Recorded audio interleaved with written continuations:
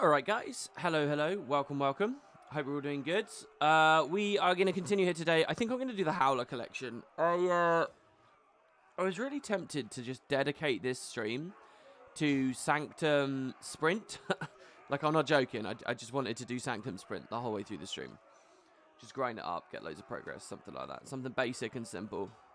But, it's Keg Brawl. Like, Keg Brawl is the one activity you really can't grind in any kind of... Well, I don't know. You can if you get some other people in there and streaming it. We could get other people in there.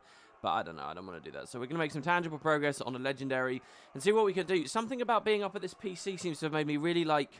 I don't know, inactive during the streams. And I don't know whether it's the color. I don't know whether it's because the screen's far away, so I don't want to read small UI text. I don't know what it is. But we'll figure it out. We'll just go ahead and see how things are going. So let's just jump on in, I guess. Turn the audio on. And I'm going to actually clip the audio down just a little bit. Just a little bit. Because I did think it was a bit too loud the other day. Right. Do we do it on Liz? I guess we do it on Liz. She's the one that's got all this stuff spammed out anyway. So whatever. Darg says, did it? Yes. What did you do? I like the way you managed to casually drop spoilers about Kill Bron after arriving to Amnoon in the Prophecies LP. How did I do that? What do you mean? You're watching my original Guild Wars Prophecies LP right now. Don't comment on it on a stream. I don't know what episode you're talking about. I don't know where you are. You should drop a timestamp on the actual thing. You know, I was looking earlier. I woke up this morning. Nearly every day I wake up and I read my YouTube comments. And today I turned them on and I got really depressed because I looked. This is a real fucking first world problem here. But I looked and it was like I had one comment in the last 17 hours. One person said one thing in 17 hours. You know, I mentioned yesterday I felt like things were sort of slowing down and stuff as people wait for me to put videos up. And I was like, fuck, man, that's really bad. And it proper put a cloud over me until I realised it was Wood and Potatoes 2. Which, that's much more typical, I guess. Well, even that's not really typical, but still. And it was, what was it? I can't even remember what the comment was. I had another one, and then I checked my main channel. The most recent comment on my main channel is someone who watched my Icebrood Saga presentation review, you know, when the devs basically disappointed myself and many others, you know, disappointed. And it was someone who simply said, surprise, surprise, Wood and Potatoes isn't happy. That's what they said. And you'd think that would annoy me. That they just presumptively believe I'm completely unsatisfiable, but I actually quite enjoy that because I think that it's shifted slightly recently. For you know, I used to get a fair mix of people saying I was just a grump that never liked anything, and people that say I'm a fanboy that loves everything. Right? I used to get sort of the mix was pretty even. More recently, though, I think I get called a fanboy more than I get accused of being relentingly unpleasable. So it was kind of nice to see the balance shift back a little bit. I mean, they're all whiners, but it's nice to have a balance, right? It's like that. I don't even like this comparison anymore because I'm starting to believe they are a bit shit, to be honest. It's kind of like that BBC thing, you know, they're meant to be impartial, and they say, as long as we get complaints from both sides, it means we are. Maybe that's all a lie. Hey, who knows? Yeah. Surprise, surprise. Exactly. That was the exact message, Dog. Is that you under another account, I wonder? I'm surprised because people usually say you can't... Well, not you. More recently, yeah, I think it has been in that direction, Benji, for sure. Sure, but... Fired up! It's nice to see the balance come back a little bit. Wow, someone's given 40 coins to the guild. That's cool. I'll deal with that later. Let's do these as well. Q sent us 3 days ago. We saw them on the stream 3 days ago, and we did sweet fuck all about them. So let's just... let's get that going for Spud 2. I wonder if they'll level up again. Where are we now? We're level 56. You know, when I was producing the core personal story LP at the start of last year and the year before that in general, referring to 2018 as the year before that. It's true though. Anyway, while I was doing that, I kind of liked the idea because it dragged out a lot longer, right? If you watch my original video about it, I talk about it being like a 9-month project, and then it ended up something like 14 or whatever. It took a lot longer than I originally thought it was going to. And anyway, as I do all large projects, let's be honest, not to absolve myself of poor time management. But anyway, I used to sort of think, oh no, it's good, because maybe the day I finish it, they'll announce the Season 1 remake, and it will all work out perfectly. Maybe when I finish it, that will happen. And this reminds me of that a little bit as well, you know. Maybe when Spud 2 finally hits 69, that's when a new expansion in Guildhall comes out. Yeah, look, that's what it is. It's lining up. It's just we're plodding along, and it's going to work out perfectly that as soon as this Guildhall is finished and the guild is done with the expansion, boom, there'll be another one. And it's okay that we're in Icebreed Saga, because clearly we're not done yet. You know? What is it that you need? Dude, are you seriously tilted by that, dog? It was an idle, like, non-sincere comment. He says, dude, you can't read one random message in isolation and deduce a whole narrative about me having an alt account. I mean, you can, but it's real. I don't really believe it was you on an alt account, man. You're being as sensitive as me there. And then B, he says, what's the B? Do you really think I'm that toxic? Yeah, I think you can be kind of toxic. For sure I do, yeah. At times. Not necessarily recently. It depends. You got to read the room, haven't you? It's all based on the context of the specific moment. And there's not much context here. We just started a stream. Don't worry. I even if it was an alt account, I really wouldn't care that much. For real. Like I said, I didn't mind the comment. Right, anyway, here. Let's check this out. War Room was Centaur Banner and Objective Aura 6. Centaur Banner. Craft schematics to manufacture a T2 tactic that spawns a mobility banner at your guild's claimed objective. This banner may be picked up by one of your guild members. Or, okay, if not a new guild hall, alliances as well. That's the other thing. Maybe the second we finish the workshop, boom, alliances. Right? This banner may be picked up by one of your members and carried into battle, offering support to other members of your team in the area. So we can claim keeps. And we needed level 23 before we can do it. Fine paper, ingots, thick leather, crystals, ecto, planks, seaweed, heavy supply bags, crystalline dust. I get a very real sensation that anyone who watches all of these streams must get very, very bored by me reading all of these out. But I've committed to it, guys, and I will complete it. Next, we get Objective Aura 6. And I wonder if someone just randomly showing up might actually be interested in the items. Okay, so this gives us plus 100 toughness bonus to the boons applied by the Guildhall's aura around claimed objectives. Do you think that the balance patch will change, like, attribute scaling in any way? Because, you know, a balance patch could, in theory, make 100 toughness, like, quite prominent. I wonder right now whether it already is prominent, whether guilds try to bait people into the 100 toughness. And the way you get lots of auras all at once, so it's the cumulative effect of all of them, you may actually then end up meaning something. But, I mean, just in isolation, the toughness alone. I wonder. Anyway, so Badge of Tribute, Large Scales, Mystic Coins, Crystalline Dust, Armored Scales, Onyx Lodestones. Quite a lot of stuff, honestly, for this. 100 coins, 25 Lodestones. This one's expensive. It really is. And we needed to have known how to boost Precision and be level 29 already.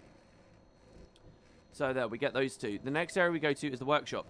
And what I'm also going to do while I'm here is pick up a guild buff for Liss, as people have been telling me that they are permanent now. And we heard about that on a stream the other day, but we never actually really went for it, so I guess I will here. Every time you mention alliances, it pushes them back a month. That's what ArenaNet's doing, is it? They're just tilted that people want it. I wonder if that was true for build templates as well. You know, they could actually do that, right? But if, in addition to that, there is a caveat rule, and the caveat is this, that they can, they every time they hear someone request it, they'll extend the time, but they can never extend the time as much as the previous time, and it started at 1 month. With that, there is actually a finite time before they will come. Even if you assume every person, every second of the day, constructed a billion bots that could all type that message and request it every half a second, there is a finite time that eventually the bots would not be able to keep up, and ArenaNet would have to implement the feature. What's the textures? It's all very low because I'm on a different PC and I didn't want to push the stream too hard. If we get a couple more streams in and there's no crashes. It hasn't crashed once while I've been upstairs. We had a crash like 4 days ago, but that was downstairs. Up here, there's been no crashes at all. I will update them and I'll bump it up, but I'm on a different PC here, so. So yeah, damn, look, they're just permanent now. So for a generic PvE running around on stream kind of character,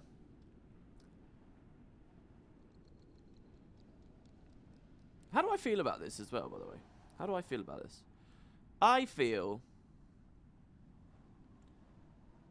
that as long as people want to swap these regularly, it's fine. You'll still be regularly coming back to the tavern. I feel like it feels more prominent now somehow. This is probably pretty good for when you start the game. All right, guys, you're making your clickbaity new player guides 2020 top tips. You want to put on it that they should join a guild and get this right at the start of their adventure. That's pretty good. Crafting boost. I think it's going to be the gathering boost, right? Increased chance to find rare materials from mining, logging, and harvesting by 20%. That's probably going to help us with our coral. So this is what we were talking about before. And that's just permanently on me now. Look at that. It's just there.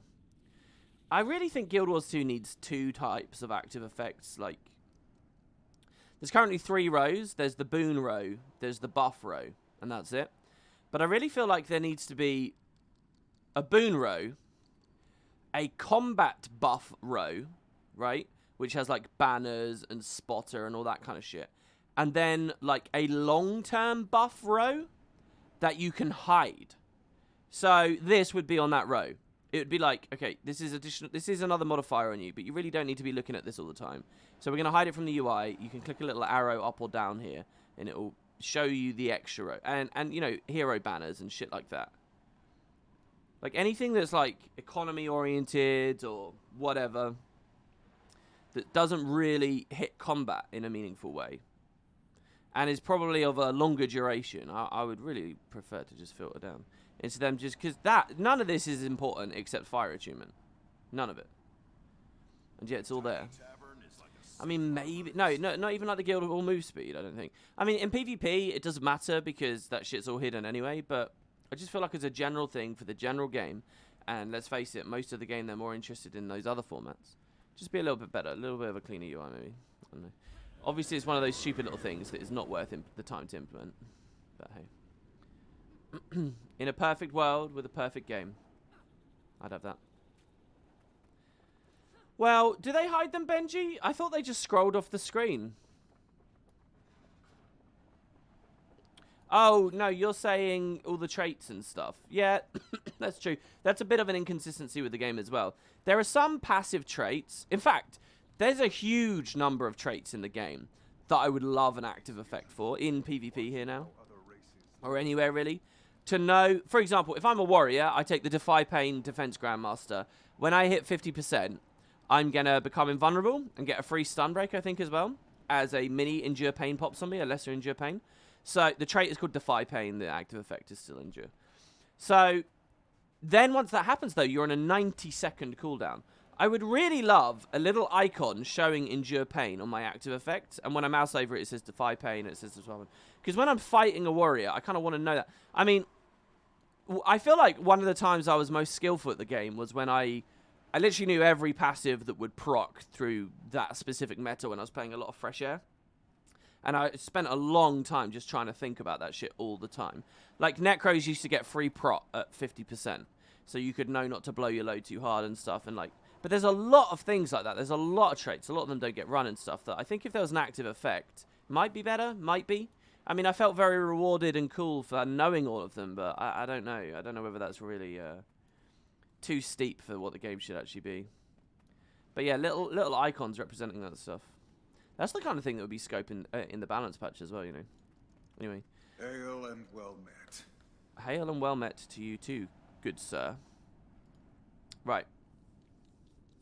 So now, these will probably be quite expensive as well. The synthesizers tend to take a lot of items because they're going to be generating items forevermore, infinitely. So we're going to add platinum as a possible output for the workshops or synthesizer by progressing to ore synthesizer level 4. We need level 27. We needed ore synthesizer 3. So platinum, the item that we want to get out, is on the list. We're going to need 200 of that. We need 75 ecto. And then all these shards, beryl, criscola, Chrysocolla? Holy shit, there's an O between the S and the C, isn't it? Is it Chrysocolla? Chrysocolla? How do we say this? This is a cool word. But I literally, I don't know what that word is. I've never heard that said out loud. Chrysocolla. Chrysocolla. Chrysocolla. There's lots of ways you could go with it. Anyway, coral. Damn it, coral. That sounds like I was doing a Walking Dead thing, but I was literally just saying damn it because I want to gather those for the Bifrost. Emerald shards, opal shards, ruby shards, sapphire shards, and 5 imperial stars. 5,000 Ethereum, 500 favor. Justicular. The original. You are the Englishman. You teach us how to pronounce it. I like how the vast majority of people listening have no idea either and won't say anything. But there's going to be one wanker in there that does know, and they're going, Oh, this is really obvious, you fucking moron. I hope we get a nice answer. Crystal Cola. That was a flavour of Coke that I never drank, I have to be honest. But it was a thing, wasn't it? Crystal Cola, maybe a thing in the early 2000s. And then we want Plant Synthesizer T3. So that's this one here. This is actually the final tier of plant synthesizers. Interestingly, ore goes up to 6. It's really weird mousing over this UI. I really like this stuff, but it feels kind of, I don't know, it doesn't, something about it that feels like missing. I'm not sure what it is, but I really like the idea of all the tiers and the levels and stuff. Plant Synthesizers 3 was, Plant Synthesizers 2 was required to get 3. Interestingly, oh no, they do have flavor text. The workshop's plant synthesizers will now put even more possible vegetables, fruits, and herbs. So, zucchini, 75 globs of ectoplasm. It's 1,000 zucchini, Jesus. Is that it? It's just zucchini that's going to get added. 200 incandescent dust and 5 imperial stars, for 7,500 Ethereum and 500 favor. Which brings the guild down to just a store of 2,500 Ethereum. Not many rocks left. And I think they'll be stuck again now, which is why we only have 4. Beautiful cues, very nice. And away we go. I think we're just waiting for rocks to come in. To be honest, if I did that the day that he mailed me, I might have been able to...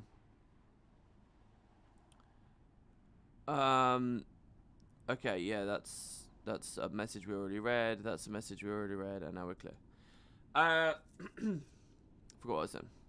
Yeah, if I did them at the original day, you might have found that I was actually, we had enough rocks again to go again now. But hey. Okay, Jerry thinks that it is pronounced chrysocolla. Hey, that was one of the ones I guessed. Chrysocolla, according to the good old English dictionary. Oh, the did it yes from the start was that you finished the episode 1 rewrite. It's only a first draft, but the real thing will be on Reddit tomorrow. Here's what I did it yes. Do you want me to read it out, dog? Jerry says, I don't think, I'm telling you. Alright, alright, alright. I'll bow to your dogmatism here. That's fine. Chrysocolla. Yeah, that extra O in there. A whole syllable I was missing out.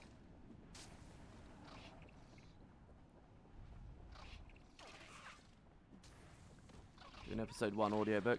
Yeah, the one thing, I'm doing very well with a lot of stuff. To be honest, today's been a write-off. You know, yesterday the stream was a little bit short. Because I wasn't going to be around. And I had to get out. So, I basically got home last night. Dossed around. Like a little bit drunk. Went to sleep. And now here I am, for real, like. I got to bed very, very, very, very, very late. And so, like, I haven't done anything. We've gone from me producing literally 6 videos between 2 streams to doing nothing between 2 streams. It's a bit bad. So, but in general, I'm doing very well. I'm feeling very productive and stuff. The other thing, though, is the audiobook. My plan was, if I didn't get it out... My original plan, I don't know whether I said this on the stream. I think I did. I wanted to get the audiobook done... hold on. Let's just see what our first objective is for the Howler here. Real quick. Legendary weapons. Howler. They first want me to kneel before the Ravenbeak Shrine in Lornar's Pass. Okay. The Ravenbeak in Lornar's. Lornar's is a big old map, I'll tell you that much. Was there a thing to Raven here? That's with a Wolfpaw Shrine. Networks Lab. The fact that one of the POIs is a shrine is very good for me, though. Once again, I'd quite like that filter feature. Pinion Pass, Skylake's Memory. I just sort of tricked myself there, thinking, how I've noticed that would be a feature I really like just because I played another game. And then I thought, you know, ArenaNet usually do that. Usually they're more interested in playing other games than Guild Wars, it feels like. And then they just, like, shamelessly, like... Well, not I don't know why I say shameless. There's no shame in it anyway, so it's irrelevant that it's shameless. Here it is.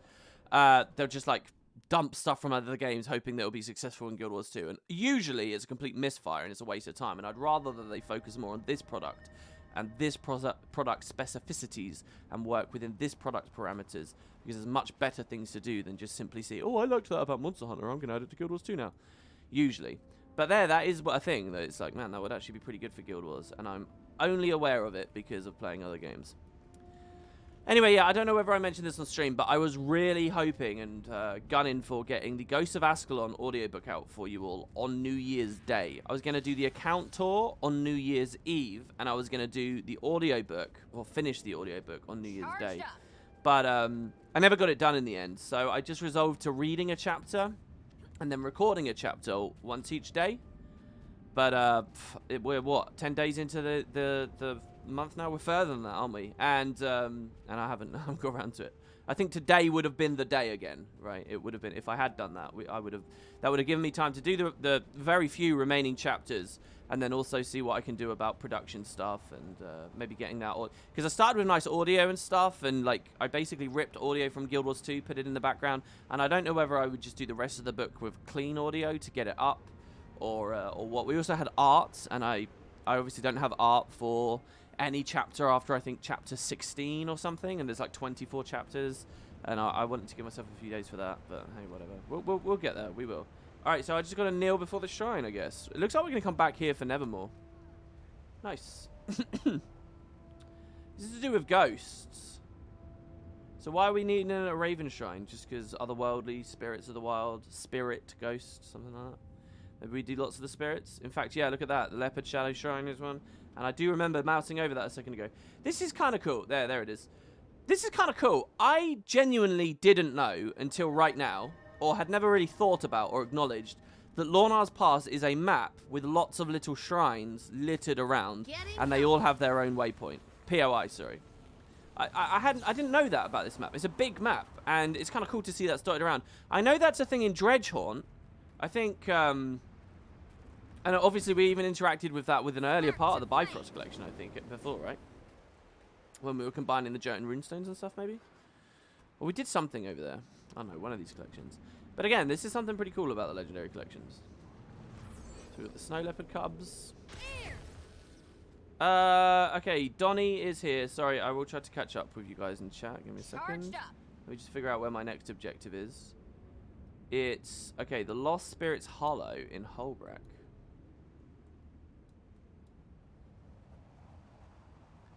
Sigfast, Sky.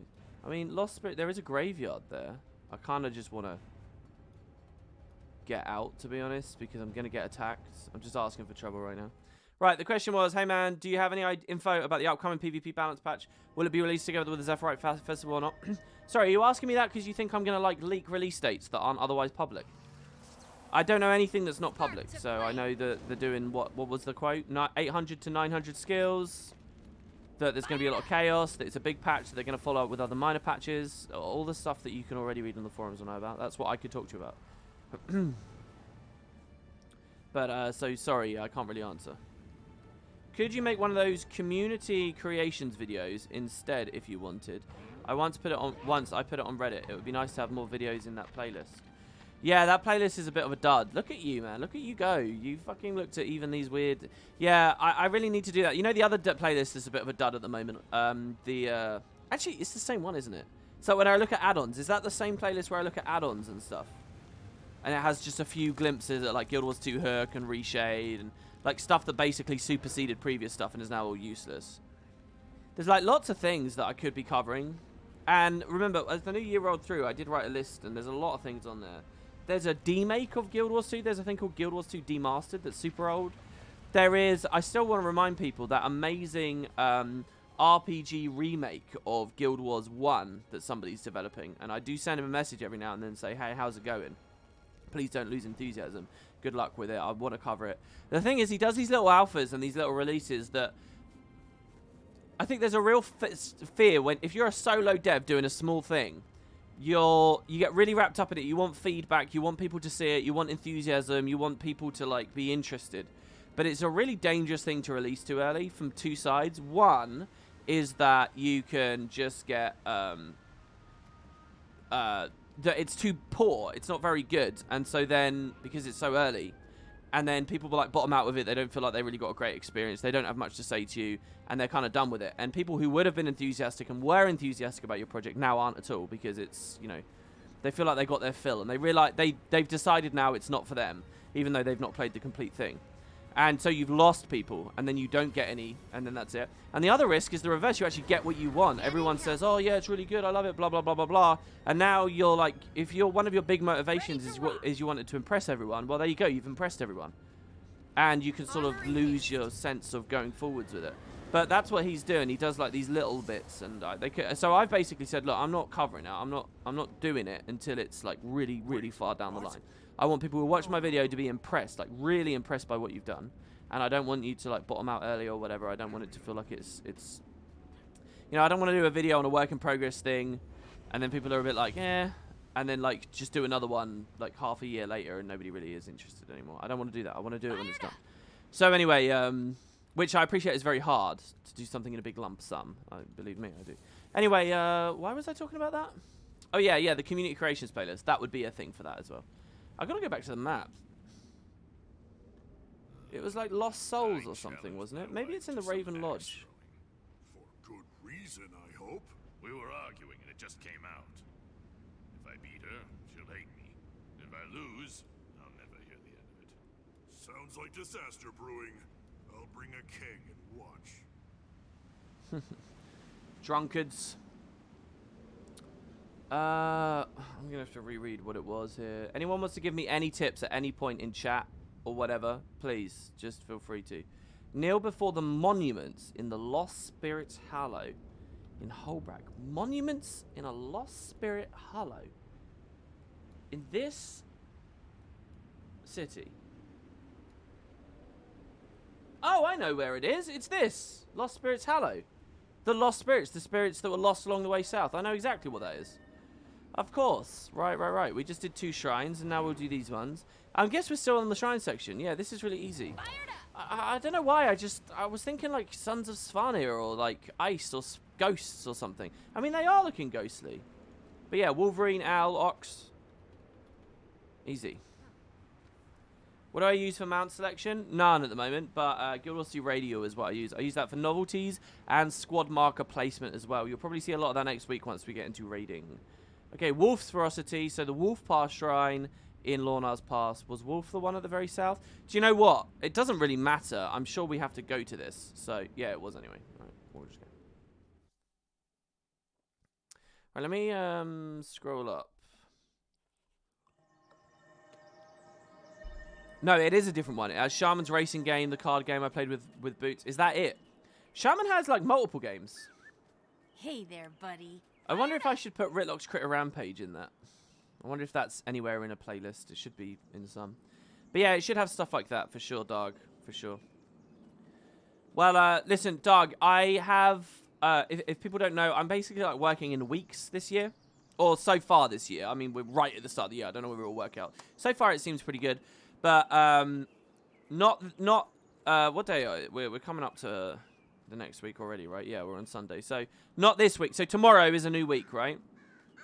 We're not that week, but the week after that, I'm just dedicating purely to like one-offs or scripted or any kind of Guild Wars 2 video that people might be interested in watching. And I'm just going to spend the whole week on stuff like that, you know, maybe mini lore productions, maybe more stuff, you know, looking at the professions like we did last year with the Elite Specs, you know, the introducing series, anything like that. That basically Guild Wars 2 videos that aren't just kind of the Let's Play or generic-y gameplay stuff and aren't news, okay? Videos in that category, which, you know, I really didn't do many of in 2019. I didn't do that many. And that would be the kind of video I'd make then. So don't expect it anytime soon. As in, not next week, but the week after, maybe I'll make it. Yeah, a demake. It's like an 8-bit kind of retro game themed like Guild Wars 2, basically. I think you fight the marionette in it, maybe, or something like that. As a Windrunner says, Nevermore, I just finished the Nevermore collection, and it was a weird experience for me. Out of the 6 years I've played this game, it was the most fun I've ever had playing Guild Wars 2. I thought it was going to be a drag and chore, but strangely, it was something I looked forward to every day after work. I find it weird that something like that would be the thing that made me more excited about playing. It's interesting that you're so dour about the whole thing. I mean, to me, the Legendary Collection, what the experience you had is what ArenaNet were going for. You know, they weren't trying to bore anyone. People think that, I mean, that maybe that just shows the state of the cynical default position of the community, right? That these features are here to piss you off or to slow you down. Like, ArenaNet really weren't trying to do that. Like, in part, obviously, they want legendaries to take effort, okay? But one of ArenaNet's biggest issues has always been that of communication, all right? Like, they spend all their time saying, oh, we want to respect your time, blah, blah, blah, blah, blah. But the truth is, right, and it was very clearly laid out in Guild Wars 1, they'll respect your game for core experiences. But if you want to go for ultra end game really hard stuff, well, look, they're adding stuff for no-lifes and people that takes effort. They do want you to work for things if it's, like, considered to not be a core part of the experience. And that's what legendaries are. You can't pretend. You can't get confused and act like, no, legendaries need to be easy too. But that communication, that discussion, that was never clear to people, ever. So you get these crazies that just whine if things are too challenging or take too long. So, you know, the Legendary Collections are supposed to be like a mix that, like, takes a long time but still feels fun. And they probably missed the mark with a lot, but that doesn't mean they weren't trying. They weren't genuinely trying. And, yeah, the initial Heart of Thorns ones, those are, like, really good because they got to put a lot of time in them. And they got them out with the X-Pack. You have to remember, the idea here was they bulked out all the core ones. And then with the expansion ones, they said, all right, you can't trade anymore. You can't do that. So this is the way to get it. And we're going to make you go through this. And we're going to make it really good content. We'll do 3. I think at first they wanted to do all of them. And then they realized that they wouldn't be able to. So then they went for just 3 and said they were going to do, like, the rest in batch updates afterwards. Then they got Chuka out and realized, fuck me, we're never going to be able to do it. So they just changed it, and it's boring again after that. But that does mean you get 4 good ones. I think those 4 good ones, and especially Chuka, are probably the most representative of the true vision that they had. And so then it doesn't surprise me that it's fun, you know. That shouldn't be interesting, really. I mean, not that we shouldn't applaud it also, but, you know. Alright, I was sure that this was going to be one, but I guess not. We want to find Owl atop the abattoir in Snowden Drifts. Did I already do Bear then? Atop the abattoir? That's interesting. Sure, we could talk about it when you decide to look at it. I mean, Doug, I'm going to be very blunt with you. If I think it's going to be a boring video, I'm not going to do it, alright? You might have done something creative and interesting and cool to you, but if it's not good, I'm sorry. I'm not gonna just put a video up for however many people to see that I think's a bad video. I just won't do it. So I'll have to read it and know if it's actually worthwhile. But having more stuff, if it's like when I do that week, if I've got like, lots of things going on, and it's like, yeah, there can be one video that's a little bit more of a dud or a little bit less, you know, that has a little bit less generic appeal. Let me put it that way. In that situation, I can totally get it. I would be like, yeah, we can afford to put this up. And I hope to be in that position. This is really cool. I never knew there was a spirit just sitting here. Did you guys know about this? I never showed this in the LP. I didn't even have to nil it. I just saw it here. Has this always been here? Or is this added with the collections? That's so cool, isn't it? Wow. I didn't know. Okay, so the bear one is at Dredgehorn, apparently. Arbitrarily, for some reason. Well, not arbitrary. They want you to go to maps more than just Lornars. So, the bear shrine in Dredge. Is it you? No, you're leopard. Is it you? Yeah, you are. No, that's cool. You were looking at that spirit and thought, huh? Yeah, okay. I'm not the only one then. Yeah, exactly. As Nox says, they thought it was too much time. Finished Chuka, and then they just sort of slapped out the other ones with Living World Season 3. And, you know, I'm not that critical, though, because Season 3 took a lot of steps forward, you know. Season 3 added so many new maps and brought the game to a totally fresh scale. Spark to feel the burn. Flash Look, I'm very positive about the Season 3 experience, I'll tell you that much. Hello, random player. It's good to see you. Yeah, I know. I meant we'll talk about when you decide to read it, not just when you definitely make a video on it, because I'm not that arrogant as much as Jerry believes so. All right, okay, cool, cool. I hope it's good. I hope, you know, reasons to make videos is awesome. Okay, so we want to do Shaman's Rookery. Now, honestly, when I read that first one about the Raven, I thought I had to go to Shaman's Rookery. And I was 90% convinced that we were going to start this going to Shaman's Rookery.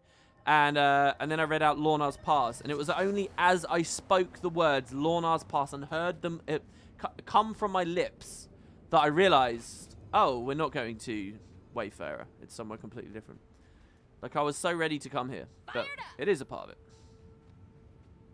Fuck this, I'm critical. The collections were good content. They should have stuck to it. I mean, yeah, what am I really... I'm not trying to say that that you can't critique the new format. Obviously, it's really disappointing. I'm just saying, what I guess I'm trying to be clear about is that I don't think that Season 3's introduction was a dark time or a lazy time for ArenaNet. What I guess I'm trying to say is I can understand if they cut back on the legendary thing, since they were doing so much other stuff with Season 3. I understand if there was a concession made somewhere, right? Season 3 made so many improvements that the fact there was one step back in that area, and maybe some others I'm not thinking of, is not particularly of note to me. I would make that trade again, for example. I really would. If Season 3 went back to Season 2 style shit with like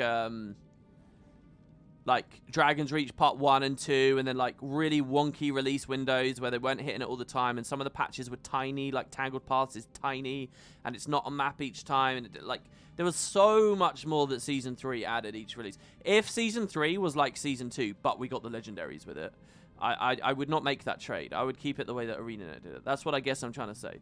So as far as I forgive them or whatever, there's no criticism. That's what I mean. So I guess we just open the chest, right? I really like this JP. I like how you have enemies to fight to open the gates. Rage at maximum.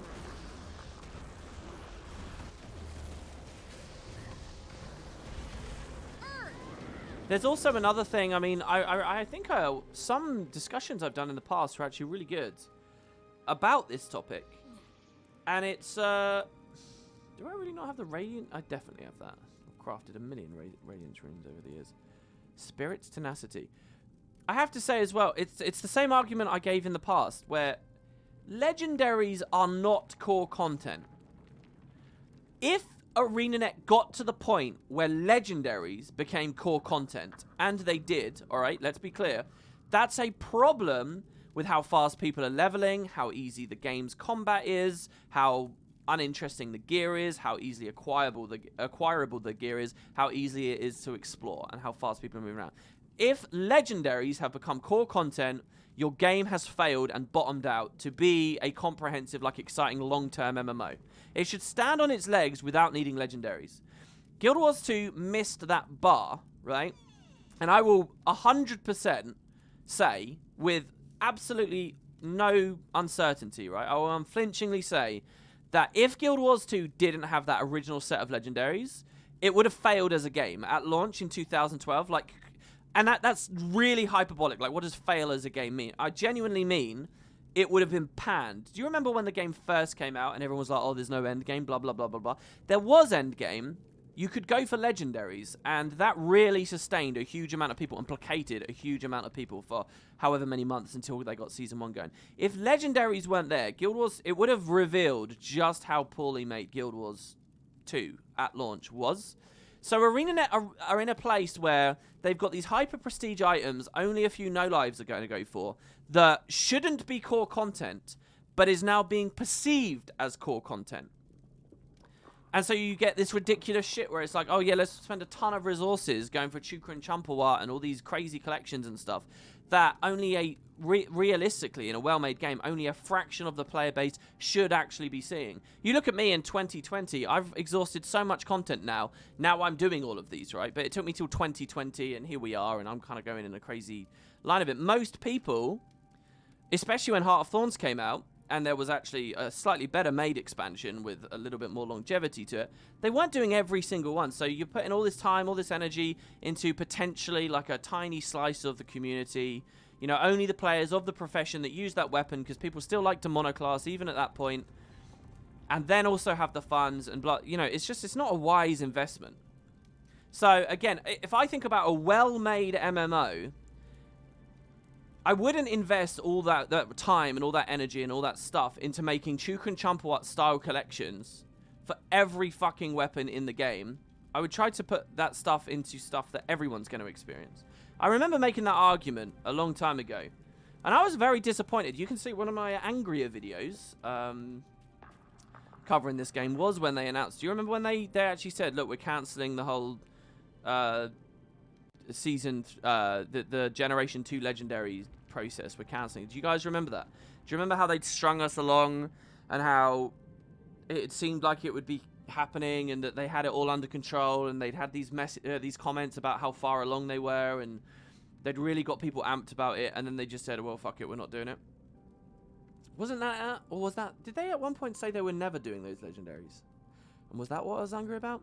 But anyway, I was pretty pissed off at the time. But even as angry as I was, I did make that argument, and I still think it's of some value. Alright, the Shadow Behemoth. Now, I don't know whether we're going to be able to get him, unless we're really lucky with the timing here. Let's just have a look, I guess, right? Let's see what we got. Blame the community. They said it was taking too long. Claw of Jormag is up. If I tag him, maybe I can throw a pie at him. I think I do need to throw a pie at the Claw of Jormag. I will check.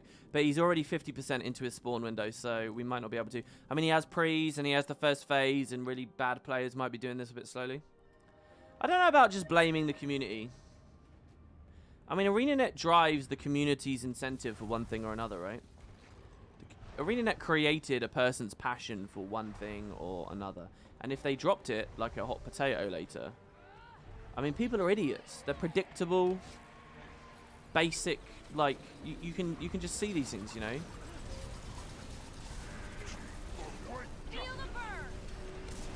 I got a bit weirdly ranty there and didn't really substantiate what the fuck I'm talking about.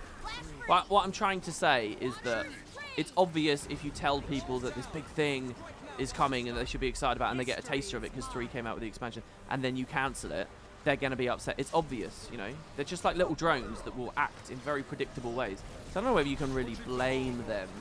You knew that they were going to take along, the community would want them as fast as possible. The community will always want things faster. I speak as myself. One of the things I always go on about is, oh, I want it faster, faster, faster. There's no ending to that, you know?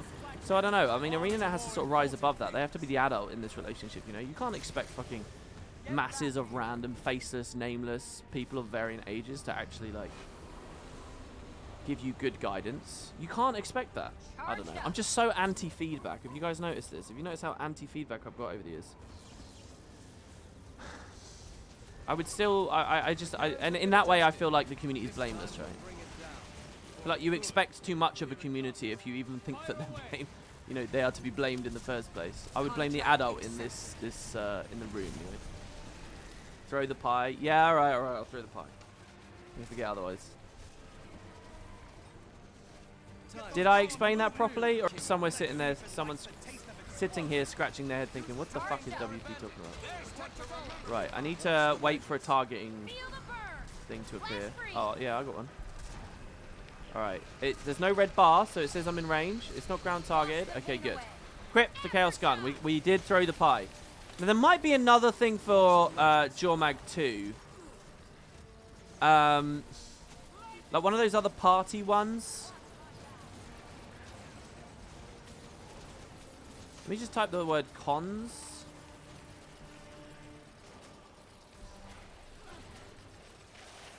I don't see that I've gathered anything else interesting. Let's just have a quick look. Does the Howler want Jormag?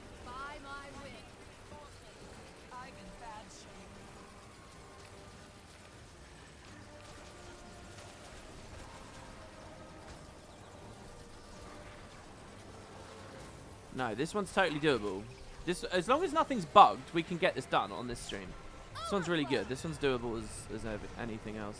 Meteorologicus was 2 temples. By the way, someone did point out to me, you can just defend a temple. I am aware of that. I just don't know how regularly those come up. Now, the Predator might ask me to kill Jormag, but I doubt there's anything else special. If the Predator doesn't have lots of big world bosses, I'll be very interested. Charged up. It looks like it's more like rare bosses, which I actually have insane respect for. End of the Obsidian Sanctum while stealthing the whole way. That's kind of cool. We missed the guild mission of the Obsidian Sanctum from the other day as well. Attack. So the Risen Hylek. Yeah, he doesn't have Jormag. I'm contributing here just to make sure I do indeed have attack, but I don't really want to DPS it much. What did the... Okay, good. We never got it anyway. The Minstrel... Oh, shit. Yeah, this was... Wash the pain away. The Minstrel is actually the high skill one, because you actually have to do mechanics for the Minstrel. I don't have to play a song in front of this fucker, do I? I'm going to be very sad. I need to rebound. Holy shit. Overflow. Feel the burn. I wish PvP rebound felt good like that. Dudes. Am I just dying? Am I really too close? I'm all the way back here. Maybe I guess I was too close. Accelerating. Close enough for a res. That's good. Wash the pain away. It was not that then. Maybe we're right then. Charged up. I'd expect a lot of big world bosses on the Bifrost, but actually I don't think it does have any. Cannot parse message. Throw a pie at a dragon. The moot. Here you go. I wouldn't be surprised if this is like dance in front of him. Set off fireworks. Yeah, look, dance in front of these altars in awe. Show no mercy. Dance in the jail. Shit, we were there very recently. Hail! My You can dance in front of Abaddon as well. This is pre-POF. And pre-season... Oh, no, not pre-season 2. Is that in... Yeah, it is in the circuit, the archives. Ready to rock. Alright, okay, there's no Jormag here, I don't think. Time to fly. Bit worried to see that there's some harvesting ones. I think we're okay. Yeah, it would have been better, instead of scanning the whole thing, it would have been better to just dance. Right. Thing is, I'm not going to know the positioning, so maybe it was better to be 100% sure via the UI. Powerful combination. Musical elitism. No, genuinely, like, the tricks and stuff you have to do, the sequences are actually tight. Come on, rebound, for fuck's sake. I threw in an extra dodge, so I really shouldn't have. I couldn't even play the song just instantly, even when I saw the recipe for it. I had to have tempo and speed and pacing, and I didn't know any of that. I just pressed them clunkily and I couldn't play the song. To open the clam thing. And you get the sheet music and you have to play it. Early elite skills in general shit. Yeah, kind of. I think a lot of people don't understand the strength of FGS. They just sort of used it in dungeons when it was really bugged. Or they would blink with it when it was really bugged. And then they don't really use it for anything anymore except like mobility. And I think that's wrong. I think that's a huge waste of FGS. And if you do view it as just a mobility tool, then yeah, you're really, you're not having fun. But, and I think Rebound's really good in PvE. Rebound's really fun and really good in PvE, especially 10-man rebounds. With the new, well, not the new trait. Well, kind of new trait, right? I don't know whether I should still call that new. The shout's going up to 10-man. But yeah, Tornado really could do with some work. And the Glyph could do with some work. It's interesting because Tornado and Rampage are like brothers, you know? They both appear on Elixir X. They're both like core, tanky, CC-oriented elites, right? And, you know, they're both as old as each other. And ArenaNet just fucking wanked off warriors and just like kept rubbing them under the table with Rampage. Meanwhile, Tornado, which is blatantly cooler, like holy shit, I'm a Tornado baby. Tornado got like Requiem, ooh, Dust Charge, or Rock Charge. It's does it change? It doesn't even change. Like, come on, man. Thanks, early devs. Rampage is not cooler. Thematically, Rampage is not cooler. I don't see how you can say that at all. Maybe you appreciate the animation and stuff. The Tornado animation isn't that cool. I agree with that. It had a really good one in the alphas. You guys can check that out. But theme-wise, Ellie needed an arcane elite. I don't know whether I agree with that either, because arcane stick is kind of instant activation, always crit, right? And the heal obviously is not instant activation, but it's very short cast time. And the heal got added way later than the others, so I still stand by what I said. So what space do you have to do something really interesting for an elite? I don't know, man. All right, we'll do Wayance, treasure, hopefully ding more than one thing. I actually already did this for a legendary collection before, but clearly we didn't have all the T3s up. How are they brothers? Well, I just explained to you. They're both elite skills. They're both tanky. Or would be tanky. You know, various metas have changed it. They're both, you know, high stability for you. They're both CC oriented with a bit of damage on there. But over time, Rampage just got accelerated way, way, way away. So it started doing all the big CC and the damage as well. Feel the burn. And they're both point blank melee as well. Charged up. With a little bit of range capability. You can throw a rock as a Rampage. You can throw a rock as a Tornado / sometimes as a cow. They're totally brother skills. There's a reason they're both on Elixir X. It's because mechanically they're similar. You know, the RNG on Engineer was never meant to be get these totally wildly different things based on A or B. It was meant to be similar tools, just slightly different variations. You know, do you get a smoke screen or do you get a wall of reflection? You know, they're both different flavors and can do different things, but ultimately they're both protection from projectiles. And so putting Rampage and Tornado together on Elixir S makes sense because they were very similar. But yeah, they're from different host classes. It's only over time that one became really good and the other just stayed mediocre and shit, basically. And that's exactly what I'm complaining about. They're brothers. They both should have felt that way. You know, all this time that Rampage has been like this free win button for Warrior. And I don't agree with having a free win button.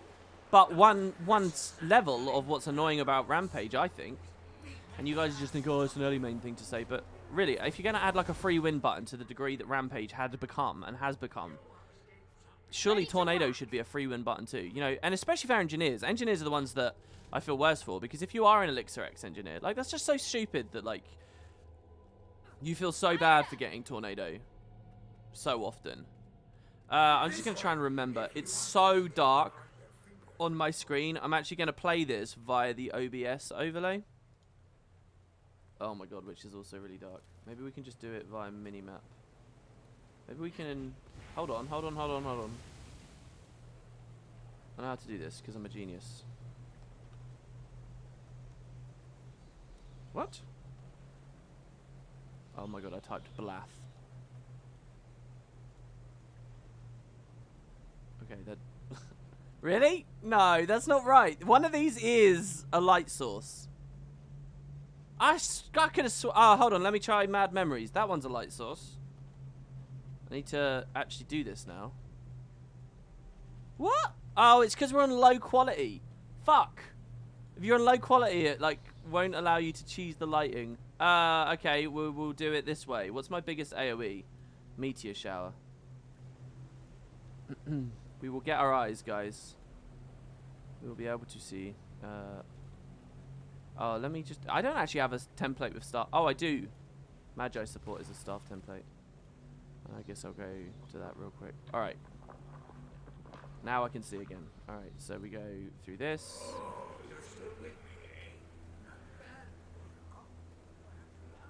And we're out. Look at that. Beautiful. Accelerating. RNG creates stories. It's like playing Hearthstone. I mean, I do think a little bit of RNG is healthy in an RPG. A little bit. Maybe I'm changing my mind on that. One of the areas of RNG in Guild Wars and a lot of games that I don't know where I sit on is... We should probably use this like a lot. Because again, I actually can't see this tunnel. Like, I really can't. I can't see anything at the moment.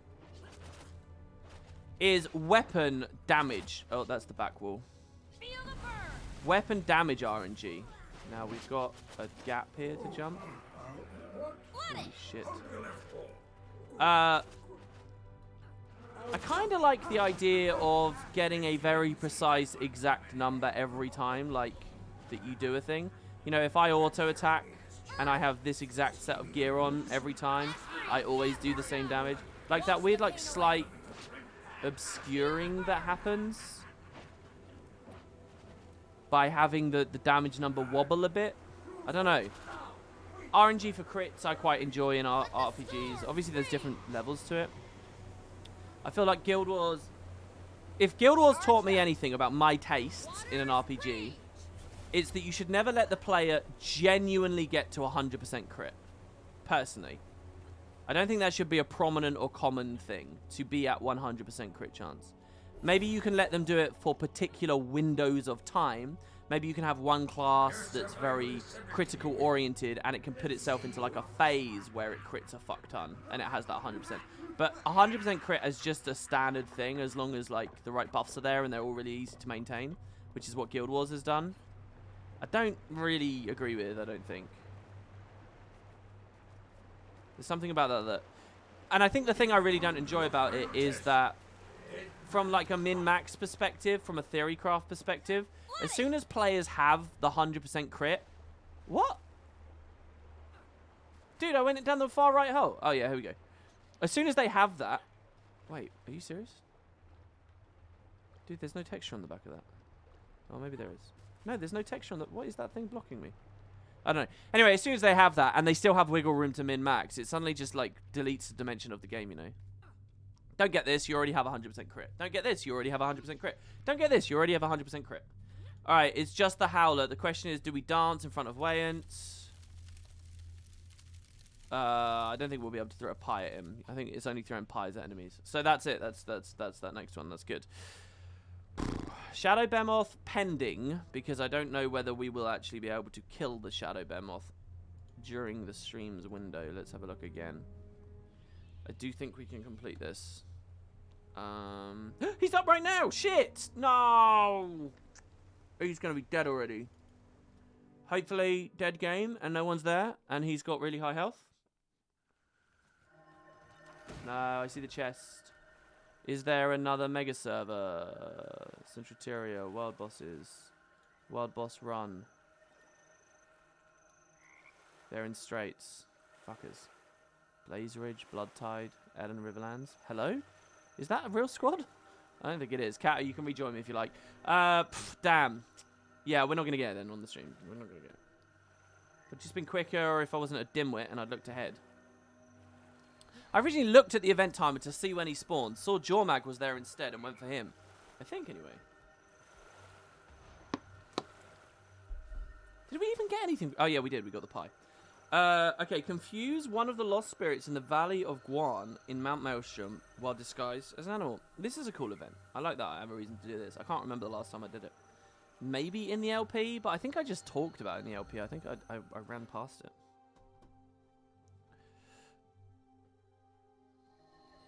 I don't know when I had done this jumping puzzle legitimately for the last time. Mostly use mounts to skip it. Yeah, there's so many techniques for that. I believe Tekkit has a really good video series on all those skips. And like general guides on that kind of stuff. Pretty good.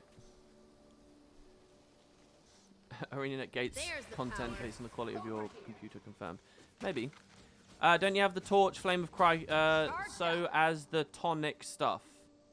Also as the tonic stuff.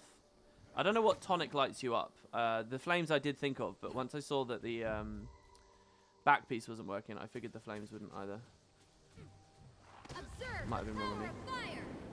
Dude, the really annoying thing about staff is this. You try and use Burning Retreat to get away, but they just walk in the line, and it's a little bit of Condi too, so you just end up... I'm at your service. Do we have to wait for his event to fucking thing? You end up spending so much time in combat, it's unreal. This walk still won't get away from me. Okay, with lightning, is this a... I need to confuse the ghosts, right? So, I'm just going to die here. Charged up. Dude, they don't even do that much damage. Flash freeze. That's interesting. There's Ascalon ghost minions in here. Aftershock. Plus a raven. They're all invulnerable, so we definitely can't kill them or anything. Alright. I remember these things one-shotting me. Power creep, maybe? Armor enhanced. Extra strength protection. Prostora. Free stuff. Tempest is annoying. What, in terms of breaking combat? Well, that's a bit lame. Found on veteran Captain Farine in the Fort Cadence ruins Of in all the places for this Sparkfly root to grow, I have an idea for some medicine, but it may not work. Maybe someone else would be willing to help gather ingredients. Nice. All right. Cool. So you want me I'm to ready to confuse go. them as any kind of animal?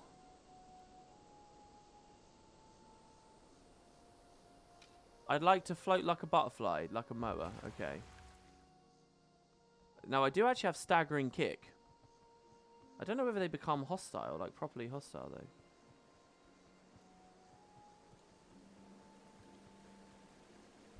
It's not going to do anything. I don't even know why I tried. The ghost looks at you blankly. Hello. What? Am I crazy? Animals can't talk. Yes, we can. What? That doesn't sound right. What's going on here? I gotta go. Nice. That was a very quippy kind of thing. That ghost seemed a little bit too sentient for my tastes. Breaking the law there, ArenaNet. Alright, Fort Cadence ruins in Sparkfly. This is an interesting place. There's a trek location here. There's a skill challenge down below and an escort event that happens in here. I'm guessing that it's going to be a part of the escort. But I don't know how regularly the escort comes and goes. We'll have to have a look.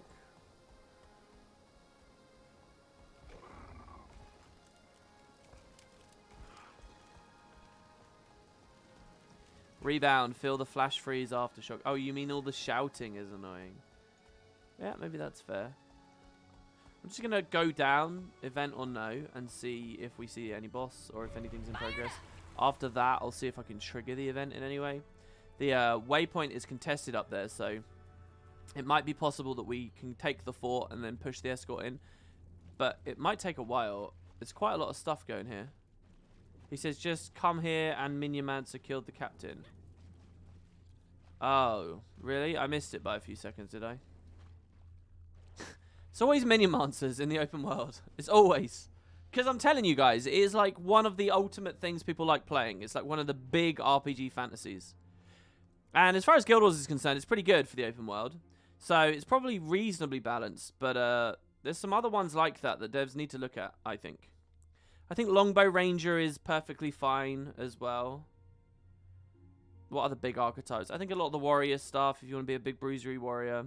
I think the main one that springs to mind they're missing out on is the NG turret thing. Oh, maybe I just speak to him. Oh, he's here again. Oh, okay. Feel the burn. Dude, I'm on fucking staff magi support. I'm not going to do much damage. I'll just give this guy might. Accelerating. You want so much Cossage? Yeah, Cossage has like 1,000 ideas of what he wants to do. Some of them are good. Some of them are just like overly obscure, and the devs are clearly stories that the devs don't give a fuck about. And you really want to be careful of. Interestingly, some of these things have collisions, some don't.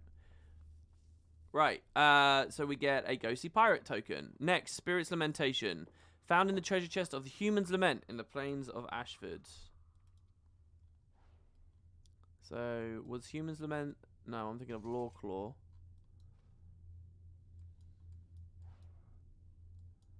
Sorry, jumping puzzle that's not Lawclaw in Plains of Ashford. Oh, is it the little crypt area? No. Human's Lament. Dude, did the collection refer to this as a JP? Now that's definitely a rare place in the world. I come here very rarely.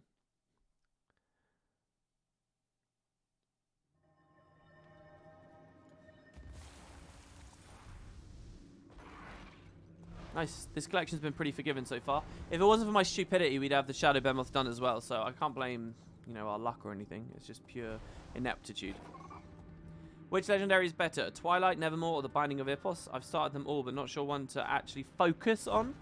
Sounds to me like you do know which one to focus on. It's clearly the one that gives you a giant badass hand to crush the necks of your opponents. And a floating tome that you can read while mounted. So Nevermore. Ready to rock. Feel the burn. Aftershock.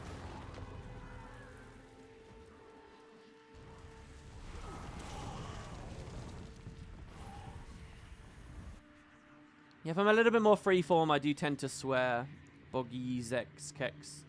Well, this clearly wasn't right. I just zerged over to a fucking this for no reason.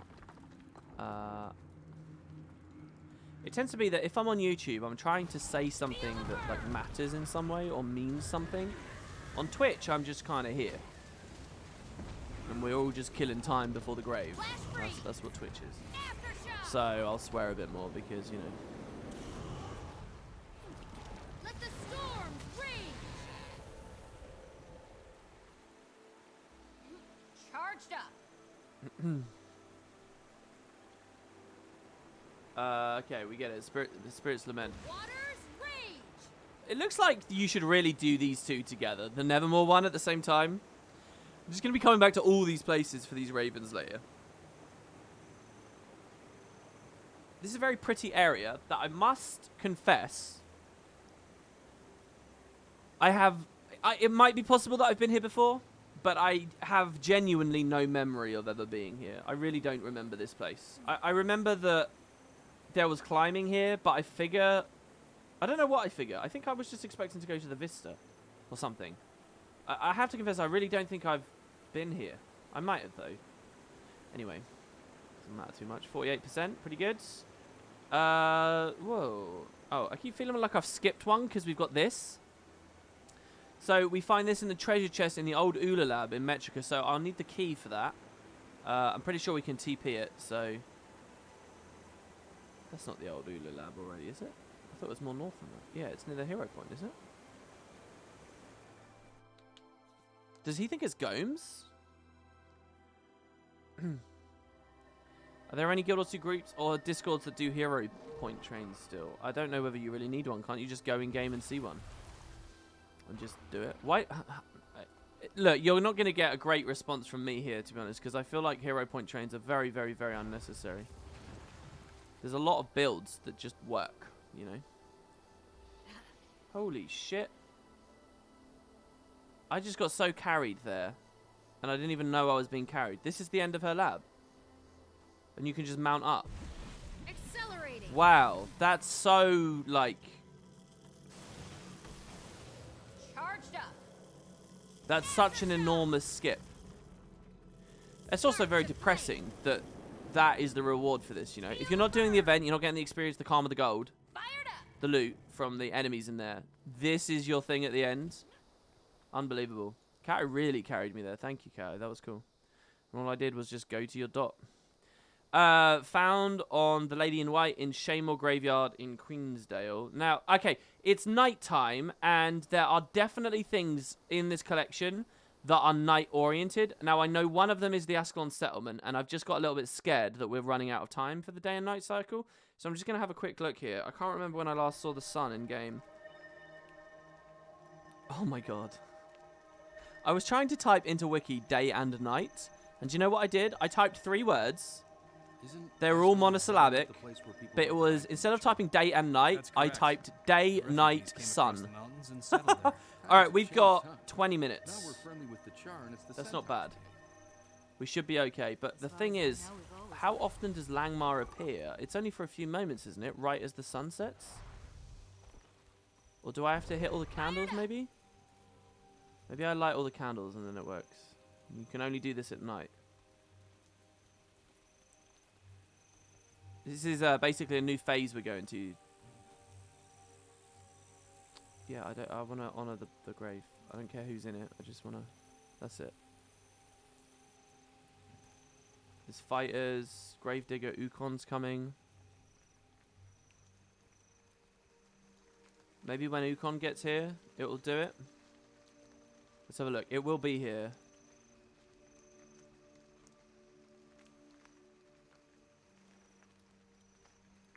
Do I want to speak to him? Why are you so jumpy?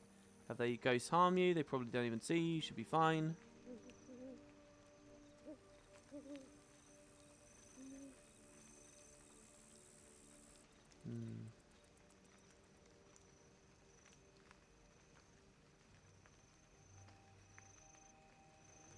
Here you go. Witness the ghost of Greywind appear at the Ascalon Settlement graveyard in Gindaren Fields. Greywind is here. Maybe I need to kneel?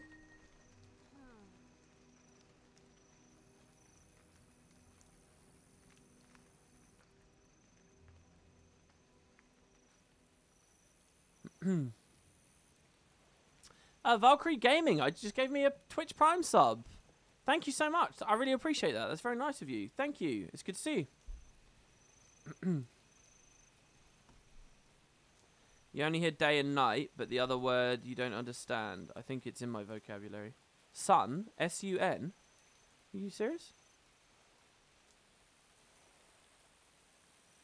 Sorry, somebody asked me, how long do you estimate it would take you to master Guild Wars 2 by getting pseudo everything? Years. Like, years. I mean, I don't know what you mean with pseudo everything, but, oh, the candles are relighting. What? Ah, shit. I might need to Google, I might need to wiki Greywind, in case I've met, oh, there he is, there he is, there he is, there he is. Alright, there you go, nice, we saw him.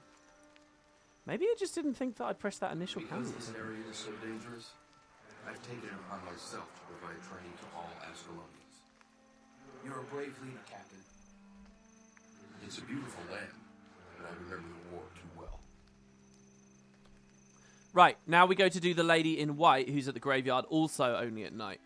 Kato's sitting there. Yeah, I don't know what you mean by that, but I mean, some of the festival achievements to get all the AP take 20 years. Okay, so you could be playing Guild Wars 2 for 20 years. That's like a very easy, immediate thing where it's like, okay, you're not going to be done with everything until then, so...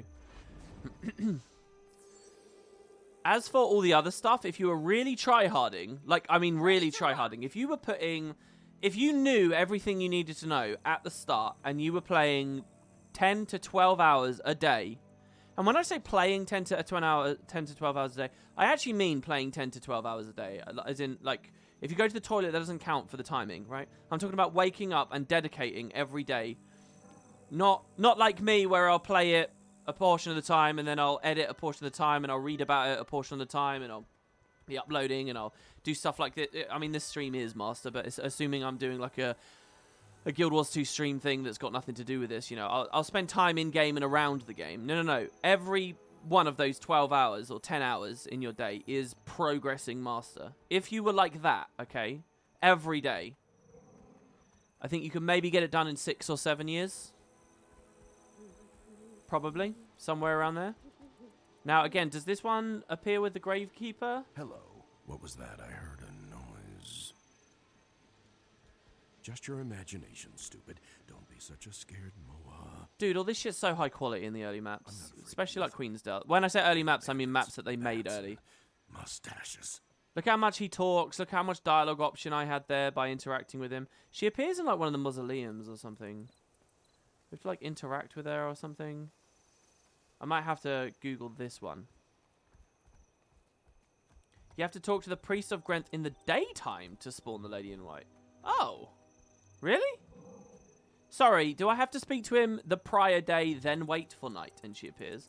Why does she spawn in the day?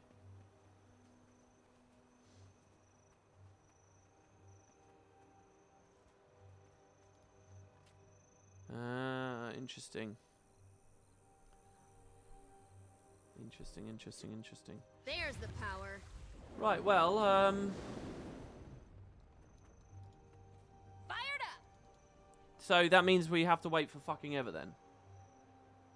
Unless someone else did it. I'm gonna just verify what you're talking about. The day will be up soon. And maybe there's another nighttime thing. Lady in White is a ghost you may find at night in the graveyard of the village of Shaymore. She can usually be found weeping in front of the grave of Violet Trapes. Talking to her and following her out the graveyard starts the event. Defeat the Lady in White. The white lady, the dialogue before she turns hostile. Why are you saying I need to speak to her in a day? It says she's in Queensdale, the Shaymore Cemetery, only at night. She says the night has grown cold. I don't know what you're talking about, Captain Corndog. None of that makes any sense. That's not verified on Wiki even remotely.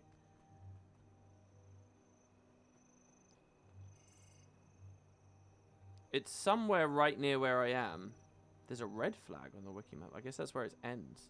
That's pretty cool if that's what they're doing. She spawns like near here. Is this Violet Trapes? Nissa M. The thing that might have happened here is we're in a starter map, so players run around these a good amount.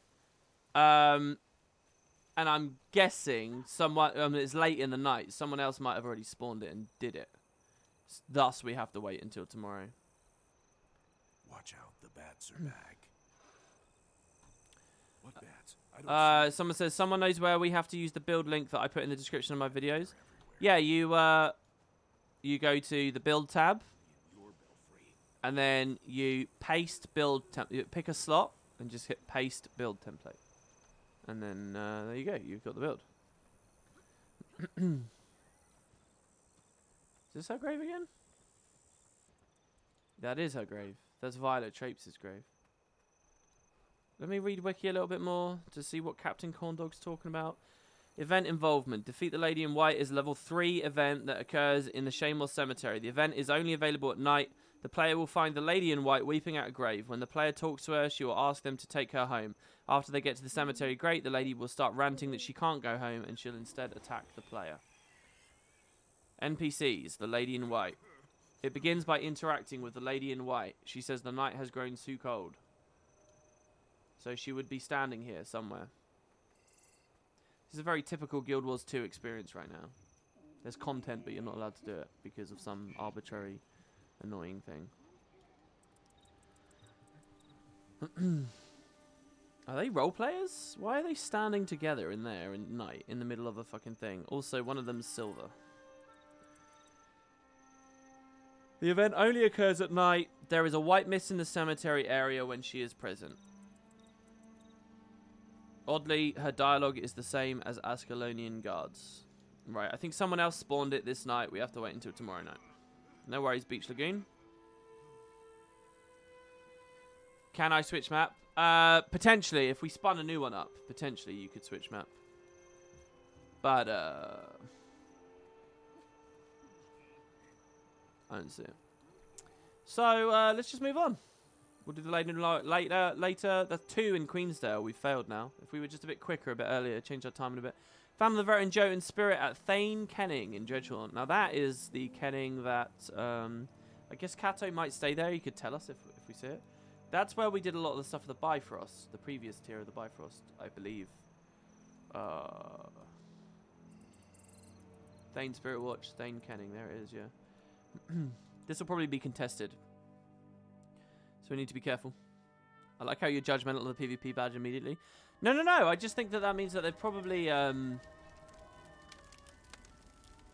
What I meant by that was that they had exhausted their time in Guild Wars, potentially. Silver, to me, doesn't necessarily mean you're bad. It is more likely to mean you tried a bit of PvP and now you haven't done it for ages. And so you've decayed to silver. That's what that generally means to me when I see silver. But it means that they've dipped their fingers in a few different places. And I feel like a lot of role players are like that. I don't know, maybe I'm wrong. I don't really see silver in judge skill too much, honestly. Because I just find it so impossible. I mean, maybe not. Coach Potato, we did see some actual silver players. They do exist, and you can see. But I don't know. That's just a bit too weird, a bit too obscure. Found on the veteran Flesh Reaver that comes through the Underworld portal in the Ghost Stones of Dredgehorn.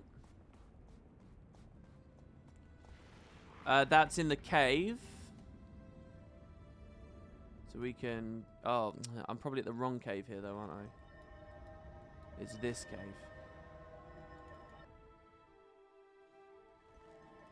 There's no decay currently. What do you mean? Really? Well, I didn't know that. Now I would judge them, I guess. Not really. I don't really care. I don't... Honestly, I really... If I'm in PvE and I see a silver player, if I'm going to be playing alongside them, maybe it's relevant. But if I just see them out in the world, I'm just happy that people are trying PvP. To be honest, that is all I really feel with that. What did it want me to do with the Ghost Stones? Why is there no decay as well? That's strange. I've got to do the event, which isn't up.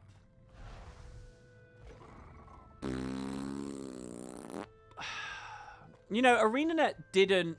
Map completion, right? At launch, it had these. It had hearts, hero challenges, waypoints, point of interest, vistas.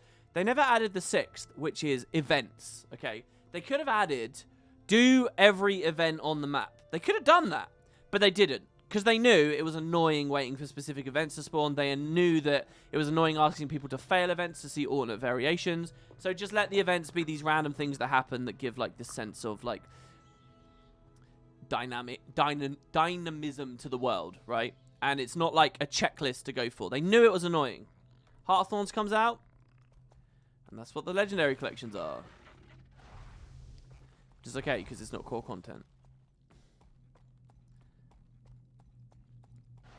You thought I didn't do fart noises?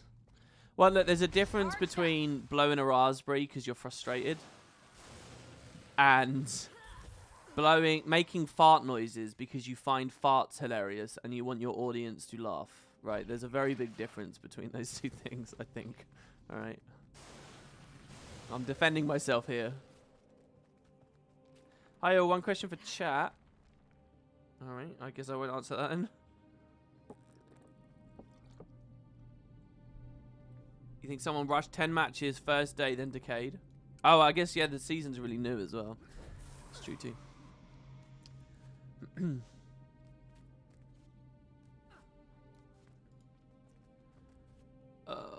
Maybe we move on?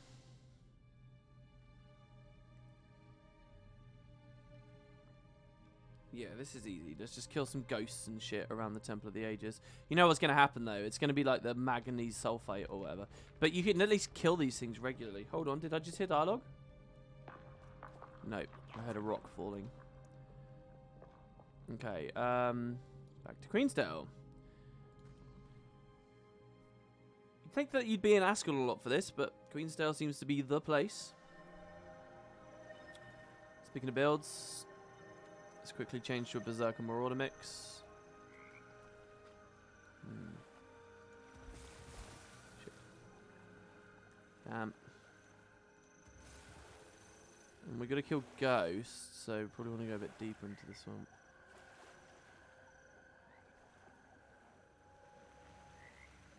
This smells pretty ridiculous, especially in the darkness here. Putrid Scout. What? Are you serious? Where are all the portals? Where are all the shades and the Atk and stuff? It's like clean and safe because the event just ended. I love that sparkfly in a tree. Usually enemies in trees like looks really sloppy. Okay, there is one tortured spirit. Give me your Atk. Shade, whatever. Rage at maximum. Lightning whip the shit out of that. Is it because I'm on list that doesn't have the heart available? No, there's one over here. I guess I just, on my initial sweep through, I forgot that these guys... Sorry, what? He's already under attack, but I don't see the creature that's threatening him. I was hoping it was under the terrain and then the overload would hit it, but no. We can break a portal to the underworld and get another type of enemy. This is where the Atk come from, I'm pretty sure. And that's how amazing I am. No loot. Eye of a storm. Super spreed away. WP, any updates on the Let's Play? Hopefully by the end of the month, I'll have a video for you, and I'll talk all about that stuff. So don't worry. I'll say for now that it is on my mind. Alright, no loot. Oh, God. Oh, God. Look, this is where you guys want to get me talking about something, because otherwise, I mean, prepare to buckle up. Repost, WP, do the release of build templates mean that new players start out with the build templates, including the dev-made templates in slot 2, which they can see, but they need to unlock the traits ought to use? Sorry, when you get a new template, it's empty, isn't it? You're telling me that there are default builds in those templates? That's not right, is it? I'm pretty sure, yeah, you make a new character, you get 2 at least. Yeah, you can swap between A and B. Maximum. Do you start with 2 or is it 3? I think you only start with 2.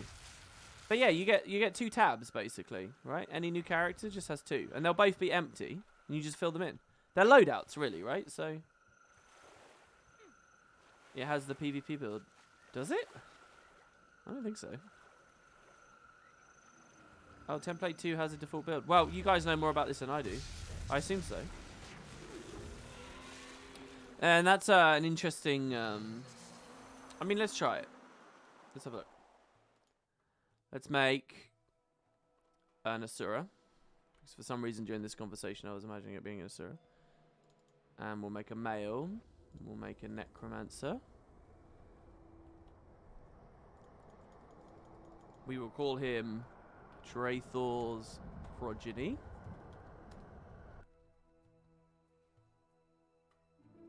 We will skip to the end. I am a Sora. Actually, we will watch this. I personify genius.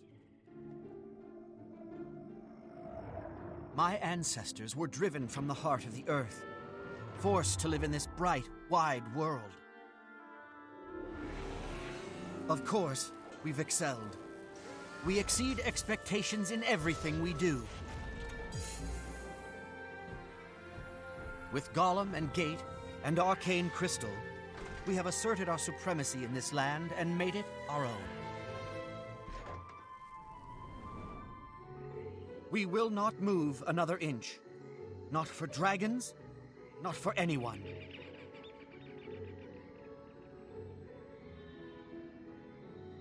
By studying the eternal alchemy, we learn to see the world as a concrete framework.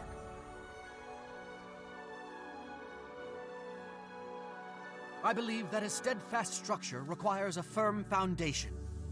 I belong to the College of Statics.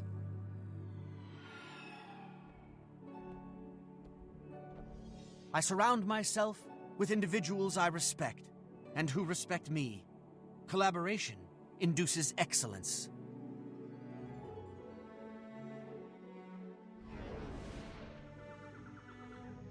The crews of my college are builders, planners, creators.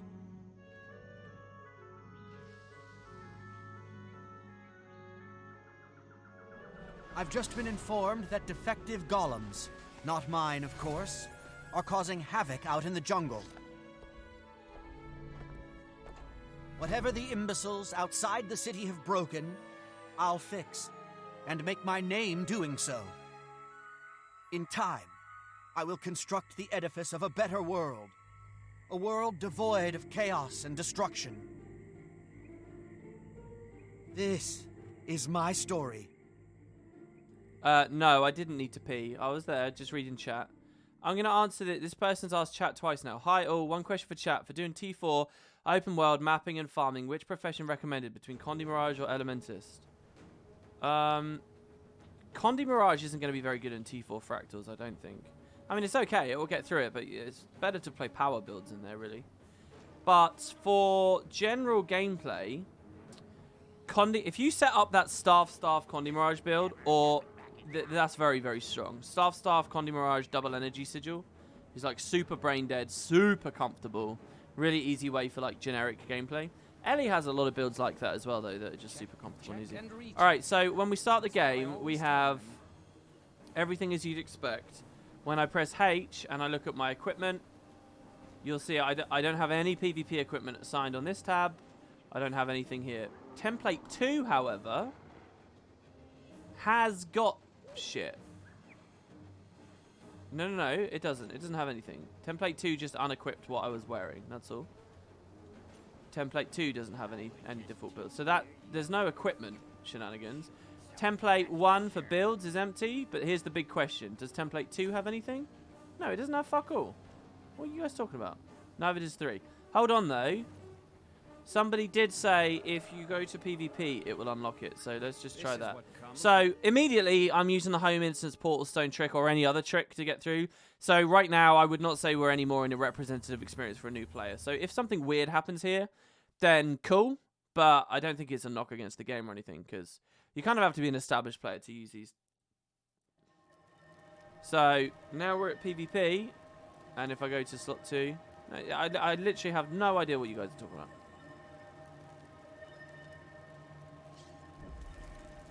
And then the last thing we can try is to, you know... well, no, it's going to be too many steps, but we could just go into the regular world and skip it. You might need to go into Heart of Thorns. I don't understand what we're looking for. We had 3 builds. PvE, PvP, World vs. World. ArenaNet preloaded if you had them. You can load any build template without unlocking a skill. I don't understand what we're looking for. I don't understand what we're looking for either. All they did was just save a loadout for each of the 3 game types. That's all they did. So we're going to delete this character now.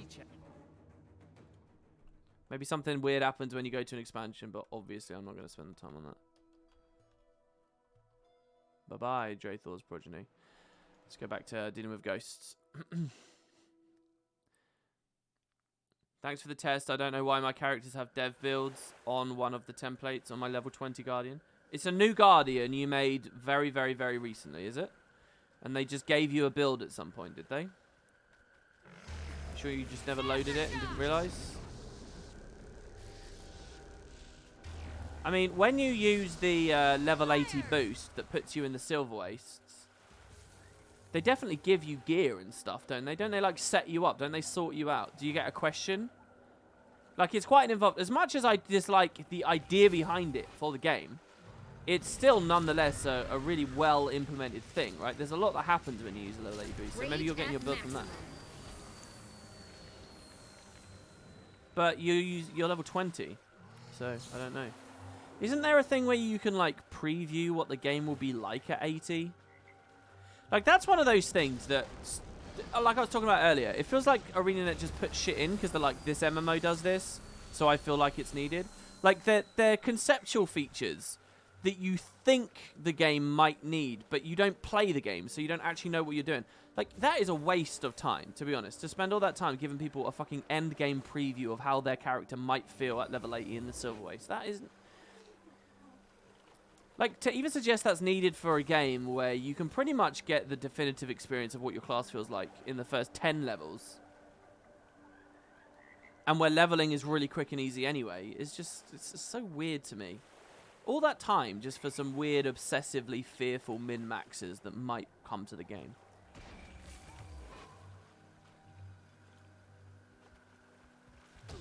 You mean like guilds? No, I mean guilds is the reverse. Well...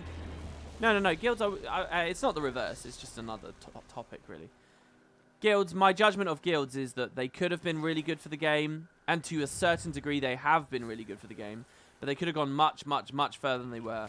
They're a very Guild Wars-y feature. They're a very inward feature. I don't think you have to look at any other game to feel the desire and the potential benefits to adding a big guild system in Guild Wars 2. A big guild system. Why it didn't take off to the extent that people might have wanted has a lot to do with its implementation. You can check out my Heart of Thorns review for full details and my thoughts on that. But what I will say as well is that it was a tricky job for ArenaNet in a certain degree. Am I actually doing the right thing here?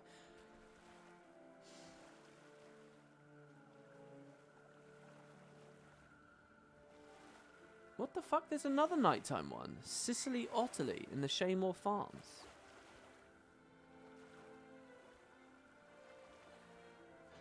What have I skipped over here then? Dropped by the ghosts and shades around the Temple of the Aegis in Queensdale. Spirit Essence. So this is where we need to be. This is, in my mind, one of the most like grindy hearts in the game. I remember spending a long time here. Basically, if the Shadow Behemoth isn't up, this heart takes a long time. And it's kind of smart that the devs do that because they want a lot of players around when the Shadow Behemoth might spawn. Later, obviously, it all just became timer-oriented and world-best chains and just that kind of bullshit. But still, it was, you know, it was a good idea. So it's a long heart to do. And now I'm back for this. Anyway, back to guild stuff. I will say it's harder than you might believe. Because guilds are a little bit like festivals. In that what was appropriate and worked and was rather minimal in Guild Wars 1 does not in Guild Wars 2 anymore. In Guild Wars 1, there's a certain sense of like who people were, where the internet was, where the product was, and especially with because Guild Wars 1 was a hub-based RPG.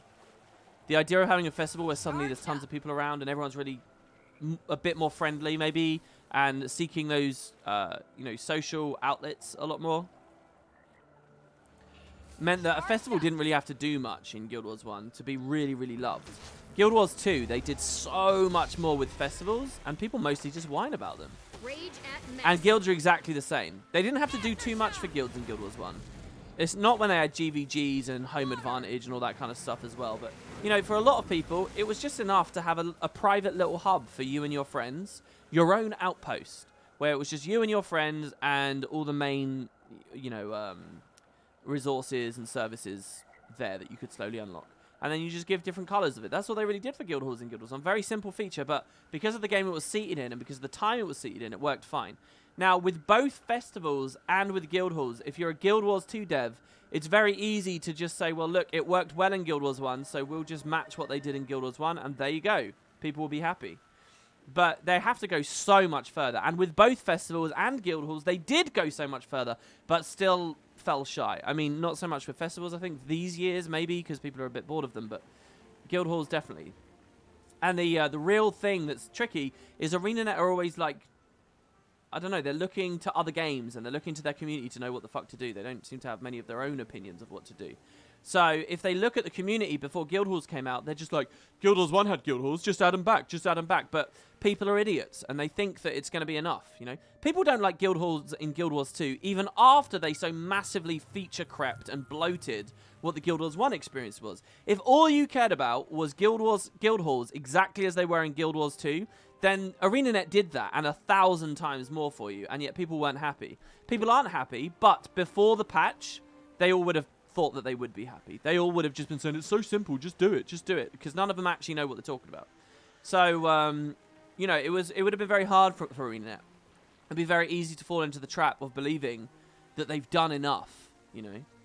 And in general, I think they realised that. They went above and beyond with Guild Wars 2 Guild Halls, but they didn't quite get the rewards right. They didn't quite get the time investment for payoff right, and they didn't give anything any tender loving care, you know. They didn't give enough post updates to the arena feature, or really figure out what the war room was trying to do for World versus World, or really figure out what the market was trying to do in terms of decorations. And the only thing that they felt like kept going with Guild Halls is decorations as new festivals and patches come out, which is great, but that's the only thing that they kept going with. All the other rooms, it's like nothing really, right?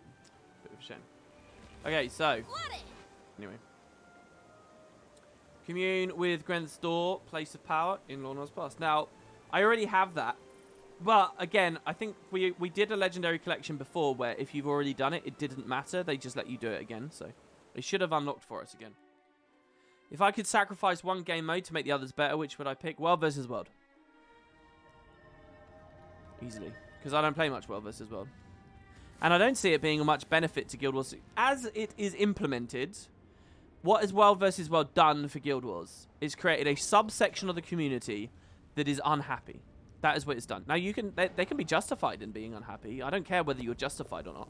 All I care is that you piss and moan about the game, and there's no good, you know, word of mouth that comes from the game for having World versus World. World versus World maybe offered a little something in the first year, but after that, it's just a drag on Guild Wars 2. It was a drag developing it. It's a drag maintaining it, and ArenaNet haven't done it well enough to make it worthwhile. So I as a player have never really been captured by World versus World. So yeah, I'd throw World versus World in the bin and make everything and have all those resources go into the other modes instead. That's what I would do straight away.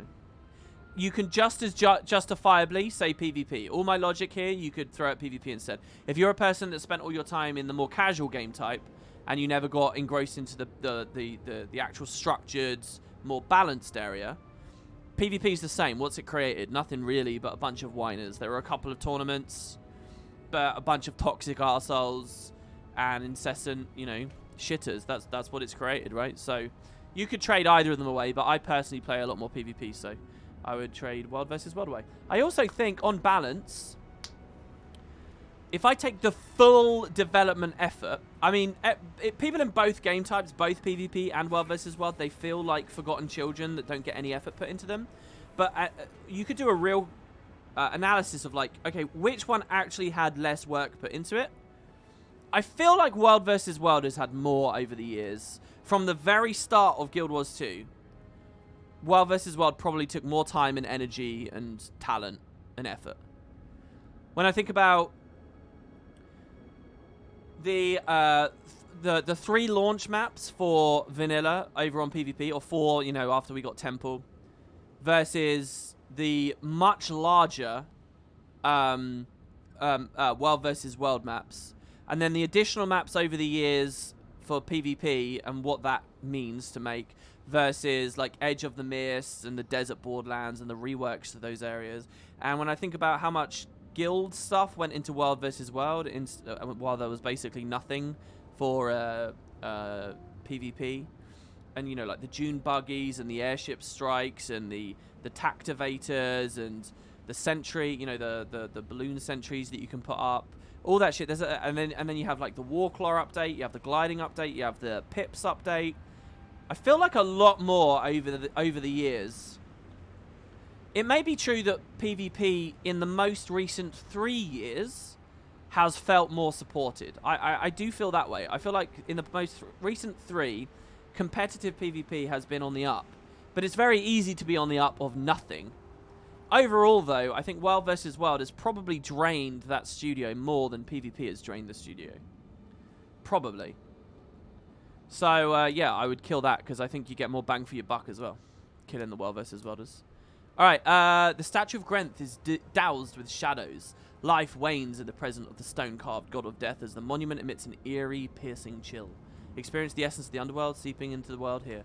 They did obviously remake Heart of the Mist as well on the PvP side. Don't let me forget that. And again, what I just mentioned isn't really, was all of it worth it? It's what they did, right? Edge of the Mist ultimately might not have been worth it in your opinion, but they made it. They spent the time with it, you know. They did the alphas for it and then the betas for it and all the stuff, and then it amounted to what it is. PvP had a similar dud, Stronghold.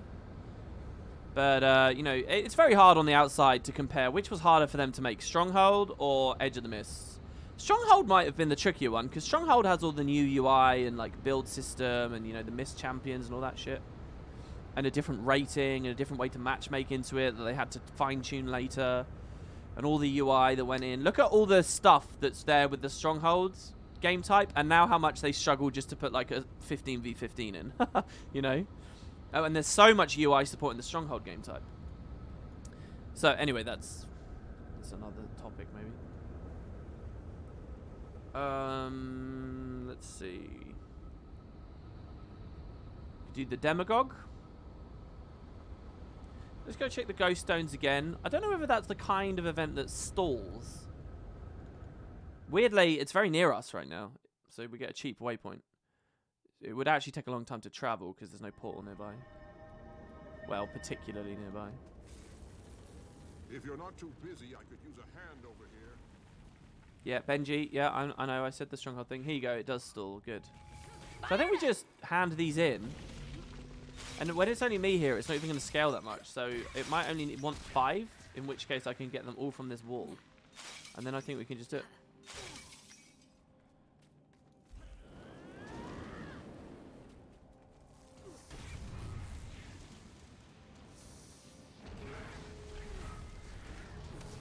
Yeah, there was the default build thing for PvP. Another thing that ArenaNet put effort in is if you go back and watch like the very first streams they were doing, you can really see during like season 2 how much they cared about PvP. Like they did like their Ready Up stream and they were always talking about it basically. World vs. World never had that. World vs. World never had a moment where they really were invested in pushing it. So maybe PvP, they did it over time, put more in. I don't know. I might be getting tricked here. I might be being a bit stupid. I might be just thinking the World vs. World game type takes place on large maps. Therefore, it took more to work on. But that's probably bullshit, right? So I could just be like getting duped because I'm equating lots of playable travel distance to lots of work, which is stupid. So I don't know. Maybe you can make a good case for PvP being the weather. In terms of purely bang for your buck, maybe PvP is better to kill. Eye of the storm. Unsupported GVG streams had big views back in the days. Well, I'm sure they did. Knowledge is the great. Ready to rock. All right, there you go. It was exactly 10. And now we'll get a guy comes out of this. We blow him up. Ariel says, I don't know. It's difficult to make these evaluations in retrospect after years. I know I get a lot of enjoyment in the past from World vs. World, even though... Oh, you're not talking about what I'm talking about. You're just talking about what you liked. Rage at maximum.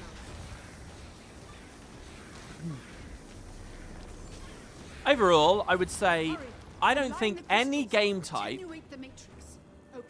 that they eventually move away from is worth it. I can't find a single example of ArenaNet adding a game type or a format to the game, getting positive word of mouth from it for that period, and then deleting it later, not doing it anymore, being of long-term benefit. I haven't seen any game type that had like that short-term bump that has like really meant something for the game long-term. I think every single thing they ever did and then just stopped doing was pretty much pointless. Because if it's not something you plan to go on with, it's not something your community is going to advertise your game on the basis of, right? No one's out there saying, oh, come into Guild Wars 2, it's got great raids, because you're not putting enough raids in. No one's going out there saying, oh, come to Guild Wars 2, it's got great dungeons, because you're not putting enough fractals in, and because you've obfuscated what your dungeons are by calling them a different system for fractals and turning dungeons off, which has confused people and made them think that there's no dungeons in the game. So nobody's doing that. Nobody's coming to your game and telling their friends, play it, it's got really great realm versus realm, because you're not putting enough into world versus world. Nobody's going into PvP and saying, oh, come do that, because you don't have enough people working on balance for PvP, and you're not putting your money where your mouth is with PvP, so people don't feel it's worth being competitive in PvP. People are only advertising the game to their friends on the platform that, oh, it's got kind of a cool story, right? That's what they're doing. So I really don't... Nobody's coming to Guild Wars because it's got really great guild content. Like, that's the big thing, you know?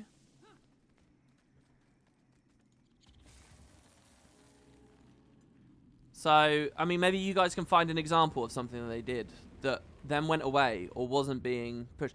Like, you really have to be very careful about that shit. And I just think that ArenaNet was sloppy with all the different stuff they went for, but obviously weren't able to sustain. And for raiding, for what it's worth, by the way, I'll go one further. I'll say even while they were added what is now retroactively, we can look and we can see, okay, this was the most significant period of raiding. So after Heart of Thorns, there was, you know, like 4 wings in fairly quick succession. The first 3 in particular, and a bit of a gap before Saul, and then we got that. Right. That is like now heralded as the golden age of raiding in terms of those releases came out fairly quick comparatively to everything else. Nowadays, everyone will talk about how amazing that is. But at the time, people weren't saying that. At the time, people were saying they were coming out too slow. At the time, a lot of people were whining that Guild Wars 2 had just become a raiding game. At the time, the population wasn't significant enough to sustain it. So ArenaNet stopped. So with raiding in particular, you know, I don't think it's all ineptitude from the devs. I think sometimes they were like, look, you know, even when we were doing it fast, you guys weren't like fucking... It wasn't like... Nobody... what I'm trying to say is, in that really good window, post Heart of Thorns, for regular-ish raid releases, and comparatively the best we've ever had, in that window, people were not on our MMORPG saying Guild Wars 2 is the best raiding game. They weren't doing that. People weren't, really putting this game forward as the main thing to do. It was still, if you want to raid, you should play WoW. WoW's got the better raids. That's what it was. So it's of no benefit to ArenaNet to cultivate these little cells that then just toxify horrendously. Like, these just cancerous little lumps that like start sticking on the game. The more of these little things that you pursue but don't really go into. And if I would blame ArenaNet for anything, it's that they don't give some of these things enough time to flourish. You know, you can't expect people to be completely head over heels in love with raiding and call Guild Wars 2 the best raiding game after just the first 3 wings. You do have to keep going with it. You know, you've got to try it for longer. You can't expect the guild stuff to be instantly perfect. You've got to keep trying with it. You've got to have someone enthusiastic about it who understands the system, who will keep tweaking it and changing it. You have to keep pushing with these objectives you have. But ArenaNet very rarely pushed with them, as we know. We're not really in that place anymore. The past 3 years, I think, is pretty steady and pretty clear. What they're doing is what they want to do, and they don't just drop shit anymore. But there was a long time with Guild Wars where there was way too quick dropping of things, you know. Stuff would come in, and then it would get dropped really fast. Heart of Thorns is like the poster child for that, you know. Strongholds, raiding that came out after that, guild systems and features, all kinds of stuff around that period of time. And indeed before it as well. So, yeah, anyway. Very ranty. Let's go to get the champion demagogue. in the Brisbane wildlands. Oh, he's already there. Nice. Check my donations. Did I get a donation? Dude.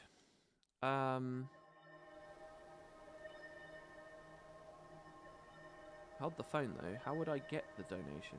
Where's the link? There it is. Sorry, I couldn't actually see the link. Let me just connect this up. I haven't done this at this PC yet, so hopefully this just works. This website is so corporate, it's unbelievable. Oh, Darg donated. Thank you, Darg. I really appreciate that. He donated 1337, which is leet speak. And I can see just by scanning it, it says female streamer. So this might be a troll. Let's see.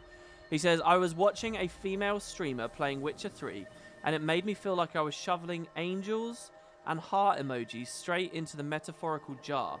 It made me feel weird. Thank you for being your salty and ranty self. It is some good content, Tato baby. Thank you. I'm not sure what... what is that? What is that compliment? What do you mean you were shoving hearts into the jar? Are you saying the chat was full of love hearts and, like, pretty cute animal faces and stuff? I mean, we can do that. Fuck these walls of text. Look at that. I can see 3 walls of text on my screen right now. What are you lot playing at?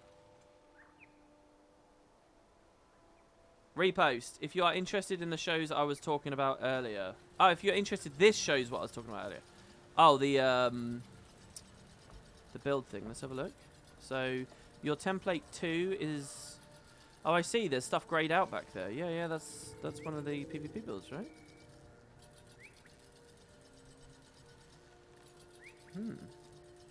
Yeah, slot 2. I don't know. I don't know. Maybe it does that at some point during the story or something. I don't know why it would. That's very strange. Let's see. Do I have TPs to a friend on my thing? I do. You know, Kato could carry me way harder if I just use these more regularly. Hello. Fired up. Demagog's not up anyway.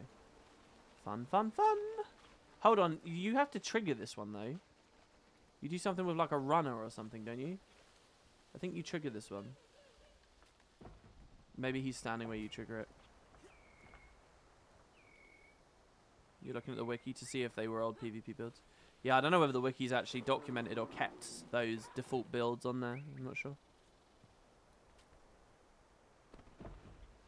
I got 1 hashtag jar heart. That was it. Thank you for that, Darg. I really appreciate that. Believe me, come to Guild Wars 2 out as World versus World was a big argument for the launch game, at least. Yeah, like I said, and again, I stand by what I said. I said for the first year, maybe it was worth something. Maybe it was doing something good. Maybe there was word of mouth there. And maybe the game type was genuinely really fun, right? I totally believe that. I suppose there's another story, which is damage, right? Can the subsequent 7 years... with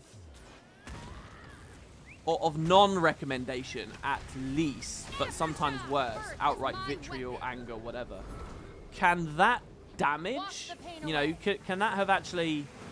I don't think it's possible, right? That's another discussion. That's a different discussion altogether, which is, can a community actually damage the prospects of a game? And they totally can, right?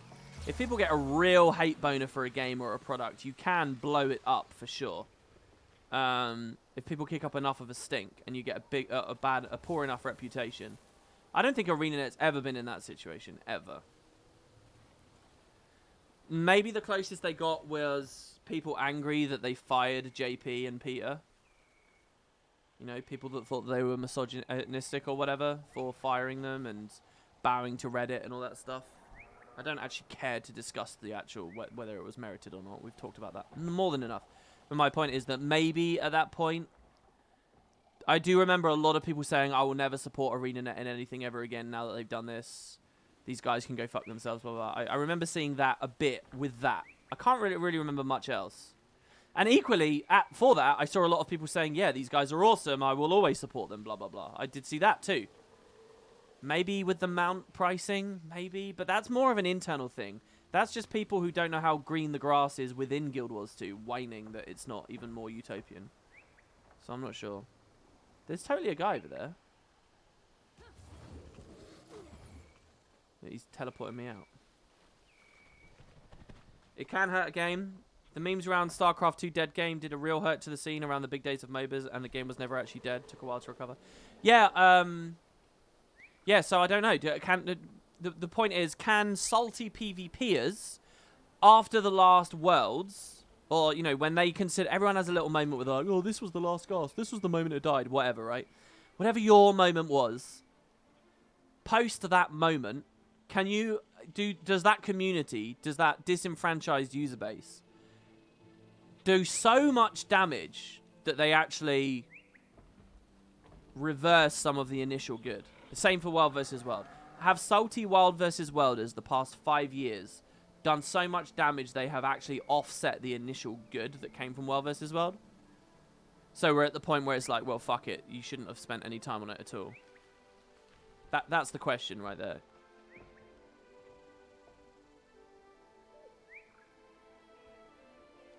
The only time you ever felt like Guild Wars 2 had no future was before the Season 2 Living World finale. Before we knew Heart of Thorns was coming. You were really not happy with Season 2. I mean, Season 2 got messy for sure. Like, the small releases and the irregular times. It was a scary one. I don't know when the most disgruntled the community is. I feel like it was post-HOT. It might be post-POF. I don't think it's now. It might be. Now is kind of more of a... I don't think the community is at its worst place. I do think the community's burned a lot of fat off, shall we say. A lot of people that were here aren't here. But I don't know whether that is the same as disgruntled. I think the community is narrower now, let me put it that way. I think it's much more... It's slowly becoming more aligned with arena... The community is slowly narrow, and the community's expectation is slowly narrowing to this very like thin channel of what ArenaNet does. Hey, WP, what do you think? Will ArenaNet make Guild Wars 2 famous again, or is it just dying? I'm not answering that dumb question, man. If you want to know if Guild Wars 2's dying, you can ask chat or go to Reddit. You should do that. Go to Reddit and make that your subject header. Ask them, is Guild Wars 2 dying? Go on. I've never thought of that, actually. That question. Ready to This is really boring. Let's see if we can get something else that's not an event.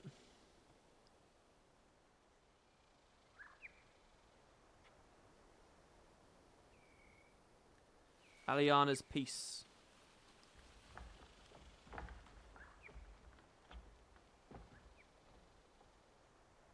Right, I feel like I was a bit mean there. I don't know, was he insincere? Mind you, yeah, it's Lempu. I recognise your name. You also asked me, what do you think there will be... What do you think will there be Guild Wars 3? Well, we know that they're working on some kind of console game. I doubt they'll call it Guild Wars 3. I think that would be a real kick in the face to most players if they called that Guild Wars 3. I think that would be a really bad idea. It might be Guild Wars IP. But, yeah, I'm not much of a believer in a Guild Wars 3 anyway. Maybe it'd be an idea just because so many people are, like, limited enough with their imagination that they think that that's all ArenaNet should do. So they'll get sales. So maybe that should be it. I was kind of a dick because, come on, like, Lempu, I'm speaking directly to the person who asked that dumb question. Lempu, that is a dumb question. I don't mean to be too rude to you.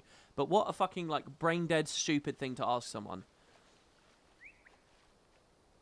Like, really? Yeah, overly dramatic, foolish question. Do you want to ask something substantive about, like, a real topic, a real conversation, a real subject? Then maybe we can talk, but, I mean...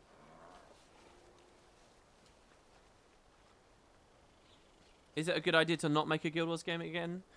Well, I don't know. I think the Guild Wars brand has a lot of weight. Guys, I'm bored. I'm really sorry. I don't want to talk again about, oh, is there going to be a Guild Wars 3? Is Guild Wars done? I'm really, really bored of this topic.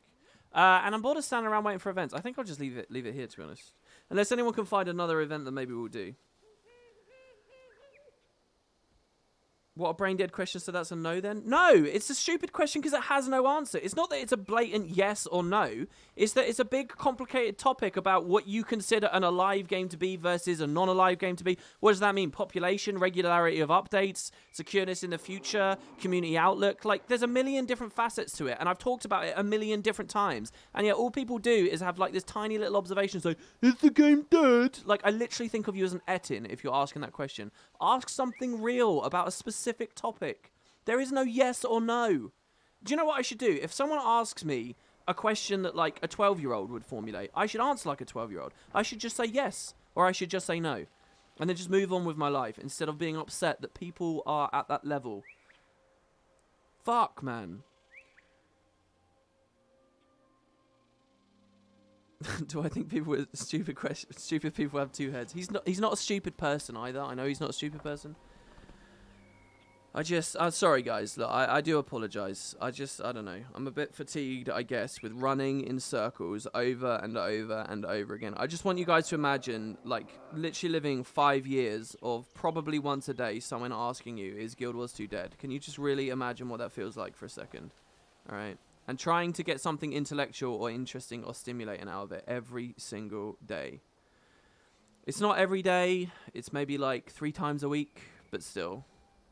It's just frustrating. And I should have just glossed over it like I usually do. WP is cute when he's mean. Someone gave me $25. Thank you. That's also a real problem with Twitch chat. You shouldn't encourage people to be dickheads. I am sorry. And thank you, I guess, for $25.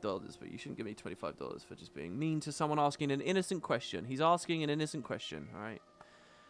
Just a trite one. Alright. I'm kind of waiting now to see if he responds in chat. He might have left already. Some people just ask a question like that and then instant leave. But I recognize his username, so I'm assuming he's around. And he put like a nice innocent smiley face there.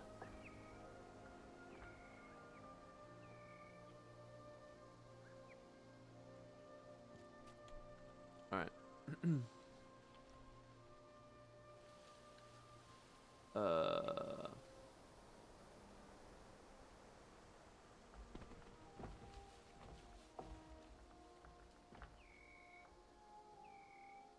We could do 10 of the Faithful. Or we'll do that since we're just sitting here waiting for events to spawn.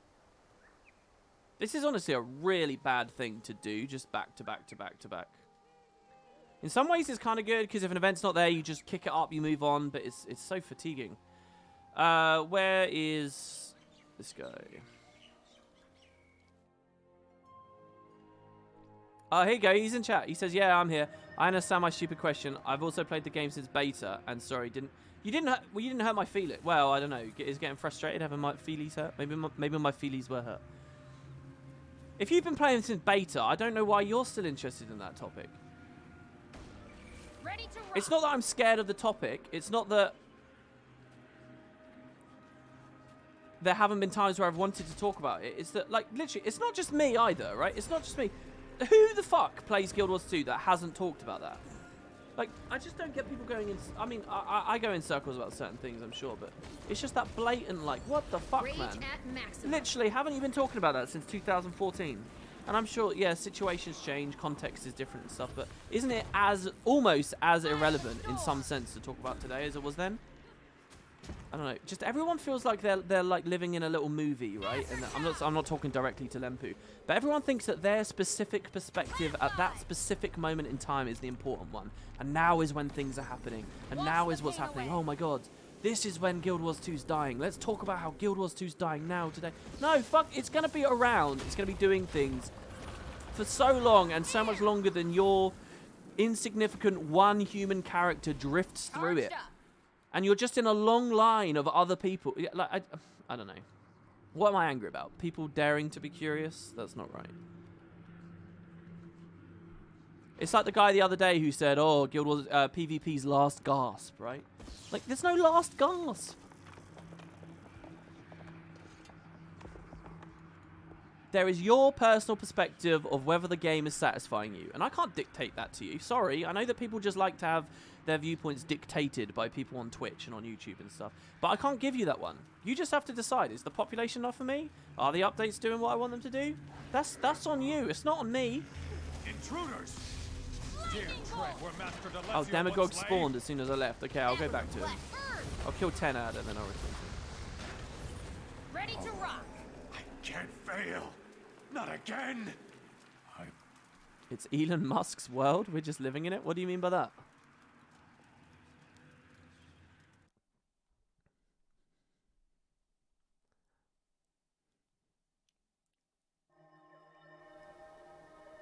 You're about to invoke the Jerry command?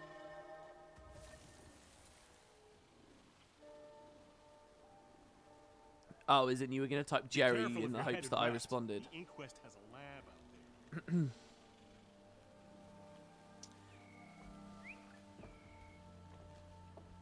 Costage, I haven't really responded to you today. I'm sorry about that as well. Costage says, it's curious to me that they never implemented raid easy solo mode, given how they added infantile to SAB and the easier snowflake paths to the Winter Wonderland, let alone the 4 tiers for fractals and even story and explorable modes for dungeons.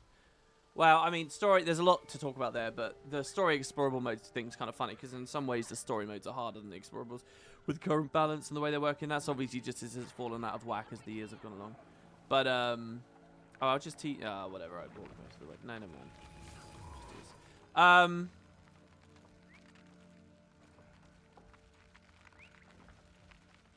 And besides all those other things, I don't think casual festival content is equivalent in any way to the purposeful raiding content. I don't think you can just say just because there's easy modes in some part of Guild Wars that there should be ubiquitously easy modes everywhere. I think that's foolish, and I think that general idea. People want to be very binary about the game. They want to say this is a game for casual people. This is a game for stupid people. This is a game for slow people.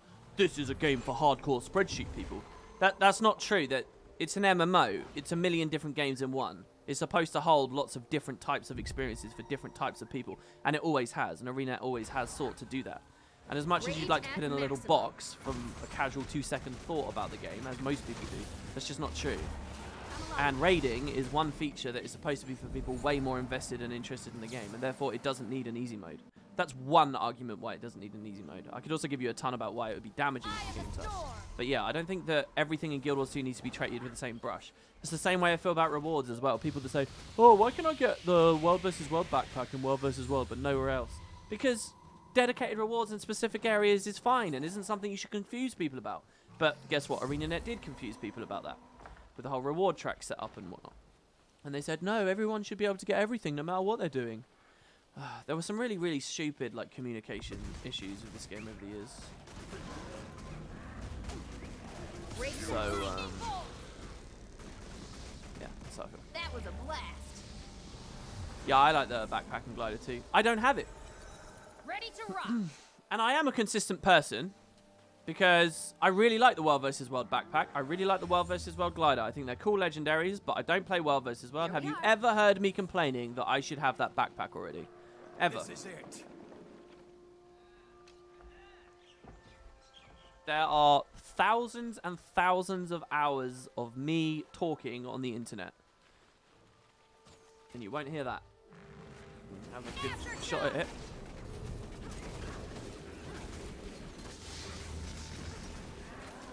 Charged up. Lightning bolt. Crystal reflection. That was a blast.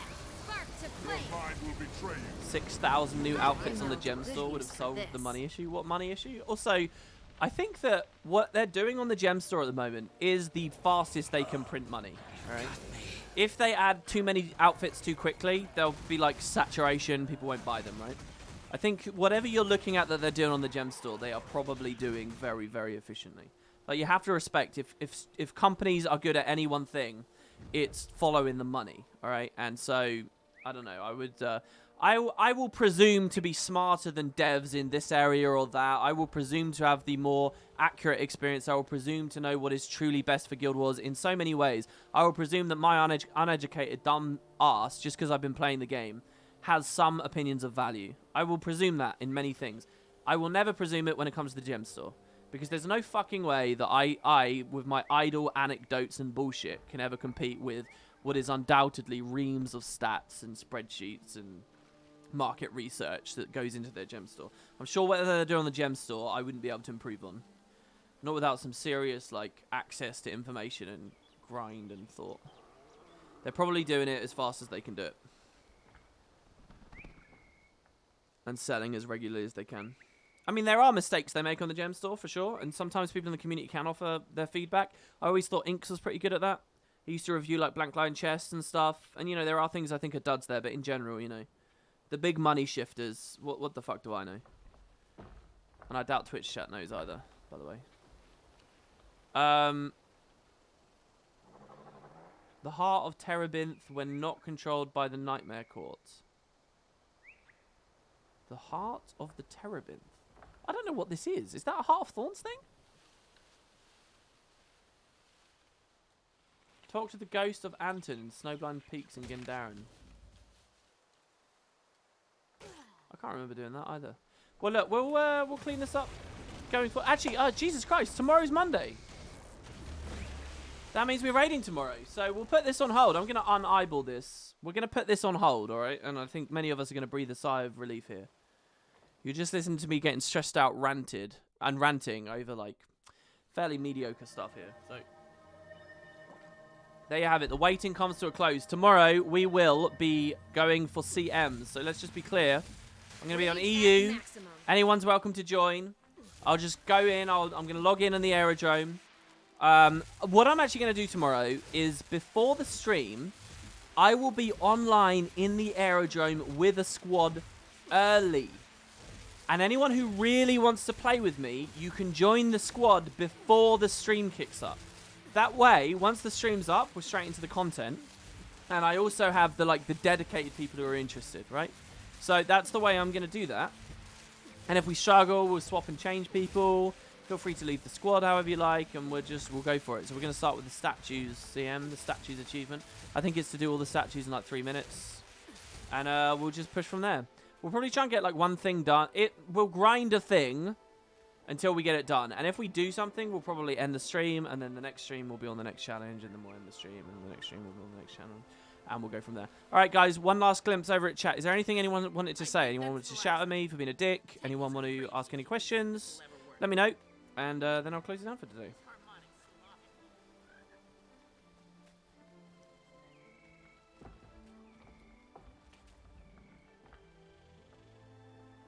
That's the Terebinth? I still don't know what that is. It's the spirit in Brisbane. You are a dick. Read Cossage's thing. What's Cossage's thing? You asked the other day about whether devs had mentioned who was behind the voice that gave the Marshal Pete the eggs. Piece the egg. Devs haven't revealed if it was Vast or someone else, sadly. I tried to ask them about it, but they remained quiet. Yeah, okay, cool, Cossage. I didn't think they had either. Now that he says that, I'm pretty confident they haven't. And I don't know how you feel about it, Cossage, but I feel like they don't really have an answer, honestly. So I'm not sure. Play more Ranger? Well, I don't know what I'll play tomorrow. I'll just see what's in the comp, and then I'll try to squeeze something in to fit. So, yeah. All right, guys. That's it, then. Thank you all. I hope you enjoyed, and I will see you. We got a mail. Can I go online a second? Is something you want to ask? Yeah, I'll go downstairs, and then I'll try and get online. All right, so I will see you guys next time. By the way, the gem store I haven't looked at, but these are really cheap at the moment. Mind you, yeah, well, that one's 40%, that one's 20%. Is this one of the ones that I need something from still? No, I already have all of those, never mind. And then the Frostfire package, I still need to buy, which is 2,000 gems. So hopefully we can figure that out. You get a key and scrap package. 10 keys for 900 gems. How does that work out? I don't know. Alright, we'll figure it out later. Anyway, so see you guys tomorrow for raiding. Let's do it.